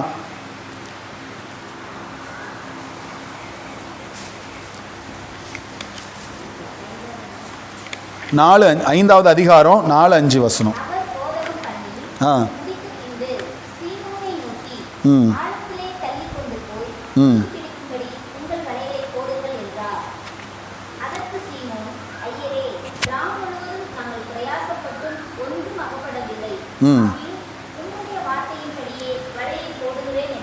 இந்த ஆண்டவருடைய வார்த்தையை பிராக்டிஸ் பண்ணுறதுக்கு நிறைய வசனங்கள், ஆதாரங்கள் நிறைய இருக்குது. இந்த அற்புதங்கள் நடந்த இடத்துலலாம் நீங்கள் கவனித்து பார்த்தீங்கன்னா மேக்ஸிமம் இயேசு செஞ்ச அற்புதங்கள் எல்லாம் இந்த வார்த்தையின்படியே இதெல்லாம் நிறையா இருக்கும். ஒரு வார்த்தை சொல்லும், வார்த்தையை வந்து அப்படியே ப்ராக்டிஸ் பண்ணுவாங்க, அங்கெல்லாம் அற்புதம் நடக்கும். நம்முடைய லைஃப்பில் வார்த்தையை ப்ராக்டிஸ் பண்ணுற அனுபவம் நமக்கு தேவை. இங்கே பேதுருவுக்கு ஆண்டவர் சொல்கிறாரு, நீ வா ஆழத்தில் கொண்டு போய் வலையை வீசுங்கிறார். பேதுரு என்ன சொல்கிறாருன்னா, ஐயா மீன் பிடிக்கிறதுக்கு சரியான நேரம் இரவு நேரம்தான், அதுவும் காலையிலே இருட்டோடு போய் நாங்கள் மீன் பிடிக்க போகிறோம். ஏன் அப்படின்னா அந்த மேலே தண்ணி நல்லா குளிர்ச்சியாக இருக்கிறதுனால கீழே இருக்கிற மீன்கள் எல்லாம் என்ன செய்யும், மேலே வரும். மேலே வந்தோடனே நாங்கள் வலையை போடுவோம். அந்த இருட்டில் வலையும் என்ன செய்யாது, அதுக்கு வச்சிருக்கிற கண்ணியும் தெரியாது. வலை தெரியாததுனால மீன்கள் ஈஸியாக அகப்பட்டுரும். ஆனால் நீங்கள் பகலில் என்ன மீன் பிடிக்க கூப்பிடுறீங்க, அதுவும் எங்கே கூப்பிடுறீங்க, ஆழத்தில் வலையை வீசுறதுக்கு நீங்கள் கூப்பிடுறீங்க. இது கொஞ்சம் கூட லாஜிக்கே இல்லை. இப்போ போய் வலையை போட்டால் எல்லா மீனும் சூடு இருக்கிறதுனால ஆழத்துக்கு போயிருக்கோம். இப்போ போய் வலையை போட்டோன்னா அந்த வலையெல்லாம் அது கண்ணுக்கு தெரியும், எதுவும் அகப்படுறதுக்கு வாய்ப்பே கிடையாது. நான் முழுக்க பிரயாசப்பட்டு எப்போ செய்யணுமோ அந்த வேலையை அப்போ செஞ்சே எனக்கு ஒன்றும் கிடைக்கல. நீங்கள் இப்போ கூப்பிடுறீங்களே, என்ன கிடைக்கும் ஆண்டவரே? இதில் ஏதாவது தப்பு இருக்கா? இல்லை. ஆனாலும் அவர் என்ன சொல்கிறாரு, இது வித்தியாசமாக தான் இருக்குது, ஆனாலும் உங்கள் வார்த்தையை நான் என்ன பண்ணுறேன், செஞ்சு பார்க்குறேன், ப்ராக்டிஸ் பண்ணி பார்க்குறேன். நீங்கள் சொல்கிறபடி நான் என்ன பண்ணுறேன், வாழ்ந்து பார்க்குறேன், நான் நடந்து பார்க்குறேன். உலக மக்கள் நடக்கிற ஒரு வழக்கம் இருக்குது, எனக்குன்னு இது வரைக்கும் ஒரு வழக்கம் இருந்தது. ஆனால் இந்த பிரச்சனையில், இந்த போராட்டத்தில் நான் என்ன பண்ணுறேன்னா, ஆண்டவர் சொன்ன மாதிரி ஒரே ஒரு தடவை அந்த வசனத்தின்படி நடந்து பார்க்கலாம். ஸ்தோத்திரம், நடந்து பார்க்கலாமே அப்படின்னு நீங்கள் எடுத்து வைக்கிற அந்த ஸ்டெப் இருக்கு பாருங்கள், வளர ஆரம்பிக்கும் விசுவாசம். ஹல்லேலூயா, ஸ்தோத்திரம். சூழ்நிலை ஒன்று சொல்லும், கர்த்தர் ஒன்று சொல்லுவார், அதுக்கு சாத்தியமே இருக்காது. ஆனாலும் நம்ம இந்த ஆண்டவர் வார்த்தையின்படி கொஞ்சம் நின்று பார்ப்போமே, கொஞ்சம் ஸ்ட்ராங்காக நிற்க வேண்டிய அவசியம் ஒரு என்ன சொல்ல, ஒரு முதுகெலும்பு தேவை தான். எல்லாரும் அகெயின்ஸ்டாக இருப்பாங்க, கர்த்தருடைய வார்த்தையை படி பின்பற்ற ஆள் மட்டும் தனியாக நிற்க வேண்டியிருக்கும். ஆனாலும் பரவாயில்லைங்க, நான் இந்த முறை ஆண்டவர் சொல்கிறபடி கொஞ்சம் நின்று தான் பார்க்குறேனே அப்படின்னு நீங்கள் நின்று பாருங்கள், அங்கே விசுவாசம் வளரும். மட்டும் இல்லை, பேதுருவுக்கு இதுவரைக்கும் அவன் லைஃப்லையே பார்க்காத ஒரு அற்புதம், லைஃப்லையே பிடிக்காத அளவுக்கு மீனை பிடிச்சி 2 படகு நிரம்பத்தக்கதாக மீனை நிரப்பி அவன் கொண்டு வர்றான். வலைகள் கிழிந்து போகத்தக்கதாக மீன்களை பிடிச்சி கொண்டு வந்தான். காரணம் என்ன? வசனத்தை நான் ப்ராக்டிஸ் பண்ணுறேன், வசனத்தை நான் வாழ்க்கையில் நடைமுறைப்படுத்துகிறேன். வார்த்தை அன்றைக்கி உங்களோடு கூட என்ன பேசுது? வார்த்தை அன்றைக்கி உங்களோடு கூட என்ன பேசுது? ஸ்தோத்திரம். ஆண்டவர் வந்து ஸ்தோத்திரம், ஒரு இடத்துல சண்டை வளரக்கூடிய இடம், உங்கள் சத்ருவாகவே இருக்கலாம். ஸ்தோத்திரம். உங்களை சபிக்கிறவர்களுக்காக, உங்களை நிந்திக்கிறவர்களுக்காக நீங்கள் என்ன பண்ணுங்க, செய்வனை வைங்க. நீங்கள் சொல்கிறத பார்த்தா அப்படி தான் இருக்குது. என்ன பண்ணணும்? ஜெபிங்கன்னு ஆண்டவர் சொன்னார். இப்போ நமக்கு ஒரு சூழ்நிலை வருது, பிடிக்காத ஆள் தான், அவங்களுக்காக என்ன பண்ணணும்? ஆண்டவர் வார்த்தை நிறைய தடவை பாஸ்டர் சொல்லிட்டாருன்னு கூட நம்ம சில விஷயங்களை கீழ்ப்படிஞ்சிருவோம். இன்னார் சொல்லிட்டாங்கிறதுக்காக, மனுஷங்க சொன்னதுக்காக கூட சில விஷயங்களை கீழ்ப்படிவோம். கர்த்தர் சொல்லிட்டாரே, ஆகிலும் உங்களுடைய வார்த்தையின்படியே நான் இதை செய்கிறேன். வார்த்தையின்படி நீங்கள் சொல்லியிருக்கீங்கல்ல, சரி நான் இதை செஞ்சு பார்க்குறேன். ஒருவனுடைய வழி கர்த்தருக்கு பிரியமாக இருந்தால் அவனுடைய சத்துருக்களும் சமாதானமாகும்படி செய்வார். நான் வந்து கர்த்தருக்கு பிரியமான வழியில் நான் நடக்கிறேன். என் சத்துரு எனக்கு எவ்வளோ வேணாலும் இடந்திருக்கும், நான் கர்த்தருக்கு பிரியமான வழி என்ன? நான் சரியாக இருக்கிறது. நான் ஆண்டவர் சொல்லியிருக்கிறார்ல, நான் இப்படி இருந்து பார்க்குறேன் அப்படி நீங்கள் இருந்து பாருங்கள், கர்த்தர் அதை சமாதானமாக கொண்டு வந்து நிறுத்துவார். ஹல்லேலூயா. ஜெபிக்க சொல்லியிருக்கிறாரா? ஜெபிங்க, சோர்ந்து போகாமல் ஜோமன். அப்போ என்ன அர்த்தம்? ஜெபத்துக்கு சோர்வு வரும். அப்போ நான் என்ன செய்யக்கூடாது? சோர்வுக்கு இடம் கொடுக்கக்கூடாது, சோர்ந்து போகாமல் ஜோம். கொடுக்க சொல்கிறாரா? கொடுங்க. நான் அடிக்கடி அதை தான் சொல்லுவேன், நீங்கள் எவ்வளோ கொடுக்குறீங்களோ, கொடுக்கும்போது இந்த காசு நம்ம கையில் இருந்தால் ஏதாவது அந்த தேவையை சந்திச்சிருக்கலாம், இதுக்கு கொடுத்துருக்கலாம், நம்ம அதுக்கு பண்ணியிருக்கலாம், இதுக்கு பண்ணியிருக்கலாம் அப்படிங்கிற ஒரு எண்ணத்தில் நீங்கள் கொடுக்குறீங்க அப்படின்னு சொன்னாலும், இங்கே கொண்டு வந்து சர்ச்சில் போடுறோமே, இங்கே கொண்டு வந்து உண்டியலில் போடுறோமே, இந்த பாஸ்ட்டுக்கு கொடுக்குறோமே அப்படிங்கிற எண்ணத்தில் நீங்கள் கொடுத்தாலும் நான் சொல்கிறேன், தயவு செய்து நீங்கள் அந்த 100 ரூபாயை அல்லது நீங்கள் போடுற அந்த காணிக்கை ரூபாயை நீங்கள் என்ன பண்ண வேண்டாம், உங்களுக்கு நஷ்டப்படுத்தி கொள்ள வேண்டாம். அதனால் உங்களுக்கு எந்த பிரயோஜனமும் இல்லை. நாம் என்ன இருதயத்தோடு கொடுக்கணும்னா, உம்முடைய வார்த்தையின்படியே ஆகிலும் உம்முடைய வார்த்தையின்படியே. கர்த்தர் சொல்லியிருக்கிறார், இந்த உற்சாகமாய் கொடுக்கிறவனிடத்துல தேவன் பிரியமாக இருக்கிறார்னு சொல்லியிருக்கிறார்ல. நான் கர்த்தருக்காக இதை கொடுக்குறேன், எனக்கு பல தேவைகள் இருக்குது, பரவாயில்ல, நான் நேசிக்கிற ஒருத்தருக்காக இந்த பணத்தை நான் கொடுக்கறதுல நான் சந்தோஷம். இந்த பணத்தை எனக்கு சம்பாதிக்கிறதுக்கு பலன சுகத்தை தந்து எனக்கு இவ்வளோ தூரம் எனக்கு எல்லாத்தையும் எனக்கு இந்த பணத்தை என் கையில் கொடுத்தது யார்? கர்த்தர். அவருக்காக நான் இதை கொடுக்கறத உற்சாகத்தோடு கூட சந்தோஷத்தோடு நான் இதை கொடுக்குறேன் அப்படின்னு நீங்கள் போட்டிங்கன்னா அதுக்கு கிடைக்கிற பலன் வேற. அல்லேலூயா. வசனத்தை ப்ராக்டிஸ் பண்ணுறது, அவர் வார்த்தையை ப்ராக்டிஸ் பண்ணுறது, அவர் உங்களுக்கு என்ன சொன்னாரோ அதை செய்கிறது. செஞ்சு பாருங்கள். சில நேரம் நம்முடைய சூழ்நிலைகள் அப்படி தான் நமக்கு அகைன்ஸ்டாக சில விஷயங்கள் நமக்கு செய்யும், எழும்பும். ஆனால் கர்த்தருடைய வார்த்தை அந்த சூழ்நிலைக்கு அகைன்ஸ்டாக இருக்கும். பாருங்கள், இன்னும் ஒரே ஒரு உதாரணம் சொல்லி முடிக்கிறேன். மத்தேயு 4வது அதிகாரத்தில் இயேசு பிசாசினால் சோதிக்கப்பட்டார். சோதிக்கப்படும் போது பிசாசு ஒவ்வொரு காரியங்களையா சொல்கிறான். நீர் தேவனுடைய குமாரனை ஆனால் இந்த கல்லுகள் அப்பங்களாகும்படி சொல்லும் அப்படின்னோடனே ஆண்டவர் என்ன சொன்னார்? மனுஷன் அப்பத்தினால் மாத்திரமல்ல, தேவனுடைய வாயிலிருந்து புறப்படுகிற ஒவ்வொரு வார்த்தையினாலும் பிழைப்பான் என்று என்று சொல்லுங்க, என்று கர்த்தர் உரைத்தாரா? என்று எழுதியிருக்கிறதே. உங்களுக்கு சொல்லி கொடுத்ததுனால சேர்ந்துட்டீங்க கோரஸு. என்று எழுதியிருக்கிறதே. நல்லா கவனிங்க, கர்த்தர் வசனத்தை சொல்ல மட்டும் செய்யல, அந்த இடத்துல அதை செயல்லையும் காமிச்சார் ஆண்டவர். புரியுதுங்களா? மட்டும் இல்லை, நான் இதே அனுபவத்தை ஏதேன் தோட்டத்தோடு நான் கம்பேர் பண்ணுறேன். பிசாசு ஏவாளிடத்தில் வந்து இப்படி சொன்னது உண்டோ, இப்படியெல்லாம் ஆண்டவர் உங்களுக்கு நன்மையை மறைச்சிட்டாருன்னு இதே மாதிரி கேள்விகள் கேட்டது மாதிரி சந்தேகத்தை தூண்டின மாதிரி தான் இங்கே இயேசுகிட்டே வந்து சொல்கிறான், நீ தேவனுடைய குமாரனே ஆனால் உன் இந்த கல்லுகள் அப்பங்கள் ஆகும்படி செய்யும். உனக்கு சந்தேகம் இருக்குல்ல, உனக்கு சந்தேகம் இருக்கா? நீ இதை வேணா அப்படி அதை நிவர்த்தி பண்ணுற மாதிரி இந்த கல்லுகள்லாம் அப்பங்கள் ஆகும்படி செய்து சாப்பிடு, நீ தேவனுடைய குமாரனே ஆனால் அப்படின்னோடனே ஏவாள் மாதிரி அப்படியா ஒருவேளை இருக்குமோ, நான் வேணா செஞ்சு பார்க்குறேன் அப்படின்னு சொல்லிட்டு பறித்து சாப்பிட்ட மாதிரி கர்த்தர் சொல்லலை. அவர் என்ன சொன்னார் தெரியுமா?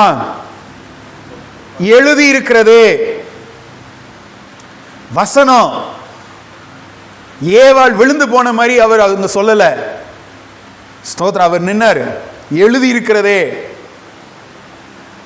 எழுதி இருக்கிறதேன்னு சொன்னாரு. 7வது வசனம் 2 இடத்துல சொல்வார். அதாவது ஸ்தோத்திரம், 4வது வசனத்திலையும் 10வது வசனத்திலையும் வாசிங்கன்னா எழுதி இருக்கிறதே அப்படின்னு சொல்லுவார். 7வது வசனத்தில் வாசிங்கன்னா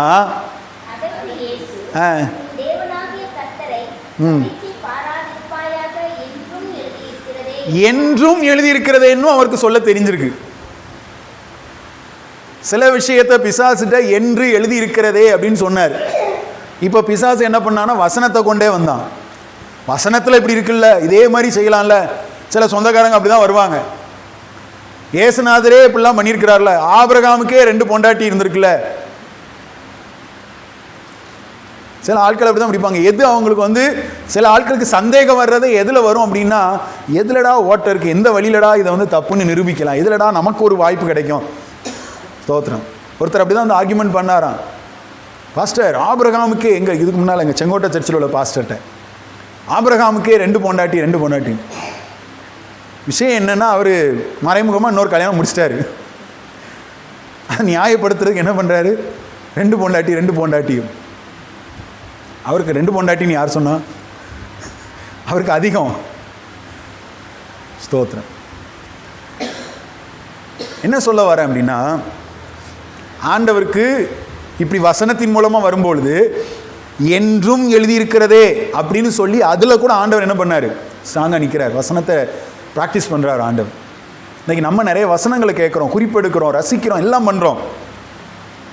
வசனத்தின்படி நம்ம சில காரியங்களை நம்மளால் செய்ய முடியுதா? வேதத்தில் இது சொல்லப்பட்டிருக்கு, நான் இதை செஞ்சு பார்க்குறேன், நான் இப்படி நடந்து பார்க்குறேன், இதை இப்படி பேசி பார்க்குறேன் அப்படின்னு நம்ம ஒரு நடைமுறையில் கொண்டு வர நம்மளால் முடியுதா? சில நேரம் உலக தத்துவங்கள் ஞானங்களில் கூட நம்ம என்ன பண்ணிடுறோம், திருக்குறளை கூட சில நேரத்தில் கொண்டு வந்துடும், உள்ளே கொண்டு வந்துடுவோம், சில தத்துவங்கள் ஞானங்களை கூட கொண்டு வந்துடுவோம். ஆனால் வசனத்தின்படி நம்மளால் வாழ முடியுதா? இது நமக்கு அற்புதத்தை கொண்டு வரும், நமக்கு அற்புதத்தை காண செய்யும், நம்முடைய சூழ்நிலைகளை மாற்றும். ஹல்லேலூயா, ஸ்தோத்திரம். கடைசியாக ஒரு காரியம், மூணாவது காரியம், நான் இதை சுருக்கமாக சொல்லி முடிக்கிறேன். சோதனைகள், அடிக்கடி நமக்கு வருகிற சோதனைகள் மத்தியில் விசுவாசம் என்னும் கேடயத்தை பயன்படுத்துவதன் மூலமாக விசுவாசத்தில் வளருதல். விசுவாசம் என்னும் கேடயத்தை பயன்படுத்துறது, வசனம் சொன்னேன், பயன்படுத்துறதுனால விசுவாசத்தில் வளர்றது. இப்போ விசுவாசத்தையே நம்ம பயன்படுத்த வேண்டியதாக இருக்குது. ஏன் அப்படின்னா எபேசியர் 6:16 வேத பகுதி எடுத்து வச்சுக்கோங்க. ஏன் அப்படின்னா விசுவாசம் ஏன் கேடயமாக சொல்லப்பட்டிருக்கு அப்படின்னா, நம்மளை பாதுகாக்கக்கூடியது, நமக்கு விரோதமாக வருகிற தாக்குதலை தடுக்கக்கூடியது தான் கேடகம், நம்மை பாதுகாக்கக்கூடியது தான் கேடகம். பொல்லாங்கு நெய்கிற அக்னி ஆஸ்திரங்கள் அப்படின்னா என்ன? அக்னினால், அக்னி எரியிற அம்பு, முனையில் அக்னி எரிஞ்சிட்டு இருக்கோம், அந்த அம்பை நம்ம மேலே போட்டால் அதை அணைக்கிறது எது அப்படின்னா அந்த கேடகம் தான். நம்ம மேலே பட்டால் நம்மளும் தீப்பிடிச்சு எரிவானா, அந்த கேடகம் என்ன பண்ணுது? ஸ்டாப் பண்ணுது. அதனால தான் விசுவாசத்தை கேடகம் என்று அப்போஸ்தலனாகிய பவுல் குறிப்பிடுறார். அக்னி அம்புனா என்ன அர்த்தம்? பிசாசு நம்ம இருதயத்துக்குள்ளே தர நினைக்கிற பயம், சந்தேகம், நம்முடைய பரிசுத்த குலைச்சல்கள், தோல்வி எண்ணங்கள், பயங்கள், நம்பிக்கையற்ற அனுபவங்கள், இதெல்லாம் அக்னி அம்புகள். இதெல்லாம் அவிக்கப்படணும்னா விசுவாசம் என்னும் கேடயத்தை கையில் எடுக்கணும். நமக்கு பிரச்சனை என்னென்னா, விசுவாசம் என்னும் கேடயம் நம்மள்கிட்ட விசுவாசம் இருக்குன்னு சொல்லுவோம், ஆனால் பிரச்சனைகள் அதை எடுத்து பயன்படுத்த மாட்டோம். ஹல்லேலூயா. நமக்கு பிரச்சனை என்ன? விசுவாசம் இருக்குது, நான் பெரிய விசுவாசி, இத்தனை வருஷம் விசுவாசிப்போம், ஆனால் என்ன செய்ய மாட்டோம்? பிரச்சனைகள் நடுவே விசுவாசத்தை எடுத்து பேசவே மாட்டோம். இப்படிப்பட்ட பயம் வரும்போது, தோல்வி எண்ணங்கள் வரும்பொழுது, குழப்பம் வரும்பொழுது, என் கர்த்தர் எப்படிப்பட்டவர் என்று நம்மளால் பேச முடியுதா? நான் அதனால தான் ஆராதனையில் சொன்னேன், யோபு அவ்வளோ நெருக்கத்தின் பாதையில் போகும்போதும் கூட எல்லாவற்றையும் இழந்து அவரை போல பாடுபட்டது யாரும் கிடையாது. நிறைய விசுவாசிகள் சொல்லுவாங்க, நான் யோபு போல உங்களுக்கு வந்தால் என்னைக்கோ நீங்கள் என்ன செஞ்சுருப்பீங்க? ஓடி இருப்பீங்க. ஸ்தோத்திரம். யோபு போல தான் யாரும் பாட அனுபவிக்கல, யோபுக்கு வந்து தனி. ஸ்தோத்திரம். அவ்வளோ நெருக்கத்தின் மத்தியிலே யோபு செய்த காரியம் என்ன? கர்த்தரை குறித்து அவர் பேசிக்கிட்டே இருந்தார். என் மீட்பர் உயிரோடு கூட இருக்கிறார், என் மீட்பர், ஸ்தோத்திரம், நான் போகிற பாதை அறிந்திருக்கிறார், கிரகிக்கக்கூடாத பெரிய காரியங்களை செய்கிறவர், அவர் சகலவற்றையும் செய்ய வல்லமை உள்ளவர், செய்ய நினைத்தது ஒன்றும் தடைபடாது. இதெல்லாம் அவர் அறிக்கை பண்ணிக்கிட்டே இருக்கிறார். இதுதான் விசுவாசம் என்னும் கேடயத்தை பயன்படுத்துறது. சொல்லணும், சூழ்நிலை நெருக்கங்கள் வரும்பொழுது வாயினால் அறிக்கை பண்ணுங்க. ரட்சிப்பு உண்டாக இருதயத்தில் விசுவாசிக்கப்படும், நீதி உண்டாக இருதயத்தில் ரட்சிப்பு உண்டாக வாயினால் அறிக்கை பண்ணப்படும். ஸ்தோத்திரம். அறிக்கை பண்ணுங்க, கர்த்தர் எப்படிப்பட்டவர் என்று சொல்லுங்க. பிரச்சனைகள், சூழ்நிலைகள் வழியாக போகும்போது, நம்மளை உடைக்கும் போது, நமக்குள்ள சந்தேகத்தை வரும்போது, நம்மளை சோர்வடைந்து உட்கார செய்யும் போது, இந்த விசுவாசம் என்னும் கேடயம் சும்மா நமக்கு அழகு பொருளுக்காக கர்த்தர் தரல. விசுவாசம் என்னும் கேடயத்தை மறந்து வச்சுட்டு நம்ம யுத்தத்தில் வந்து நிற்கிறவர்கள் அல்ல. சும்மா கையில் வச்சுட்டே நம்ம அடி வாங்குறவர்களா இருந்தால் எப்படிப்பட்ட ஒரு நபராக இருப்போம்னு சொல்லுங்க. விசுவாசம் என்னும் கேடயத்தை கர்த்தர் நமக்கு தந்திருக்கிறார். இதை பயன்படுத்த தான் நாம் வளர முடியும். விசுவாசத்தை பயன்படுத்த தான் அதில் வல்லவர்களாய் நாம் மாற முடியும். எங்கேருந்து அக்னி ஆஸ்திரங்கள் வந்தாலும் அதை என்ன செய்ய முடியும்? விசுவாசம் என்னும் கேடயத்தை வச்சு தடுக்க முடியும், நம்மை காப்பாற்றிக் கொள்ள முடியும். அந்த அனுபவத்துக்குள்ளே வருவதற்கு தேவன் நம்மை விரும்புகிறார். ஸ்தோத்திரம். கர்த்தருக்கு மகிமை உண்டாவதாக. இன்னும் இருக்குது, ஆனால் நான் இதோட முடிக்கிறேன். அது கர்த்தர் சித்தமானால் அடுத்த வாரத்தில் அந்த நான் மீதி இருக்கிற 4 காரியத்தை சொல்லி, சரிங்களா? 4 காரியம் இருக்கணும். 4 காரியத்தையும் சொல்லி 2வது கன்னி என்ன அப்படிங்கிறதையும் அடுத்த வருகிற வாரத்தில் அடுத்த நான் செய்தி கொடுக்கும்போது உங்களோடு கூட நான் பேசுகிறேன். கண்களை மூடி நாம் ஜெபம் பண்ணலாம்.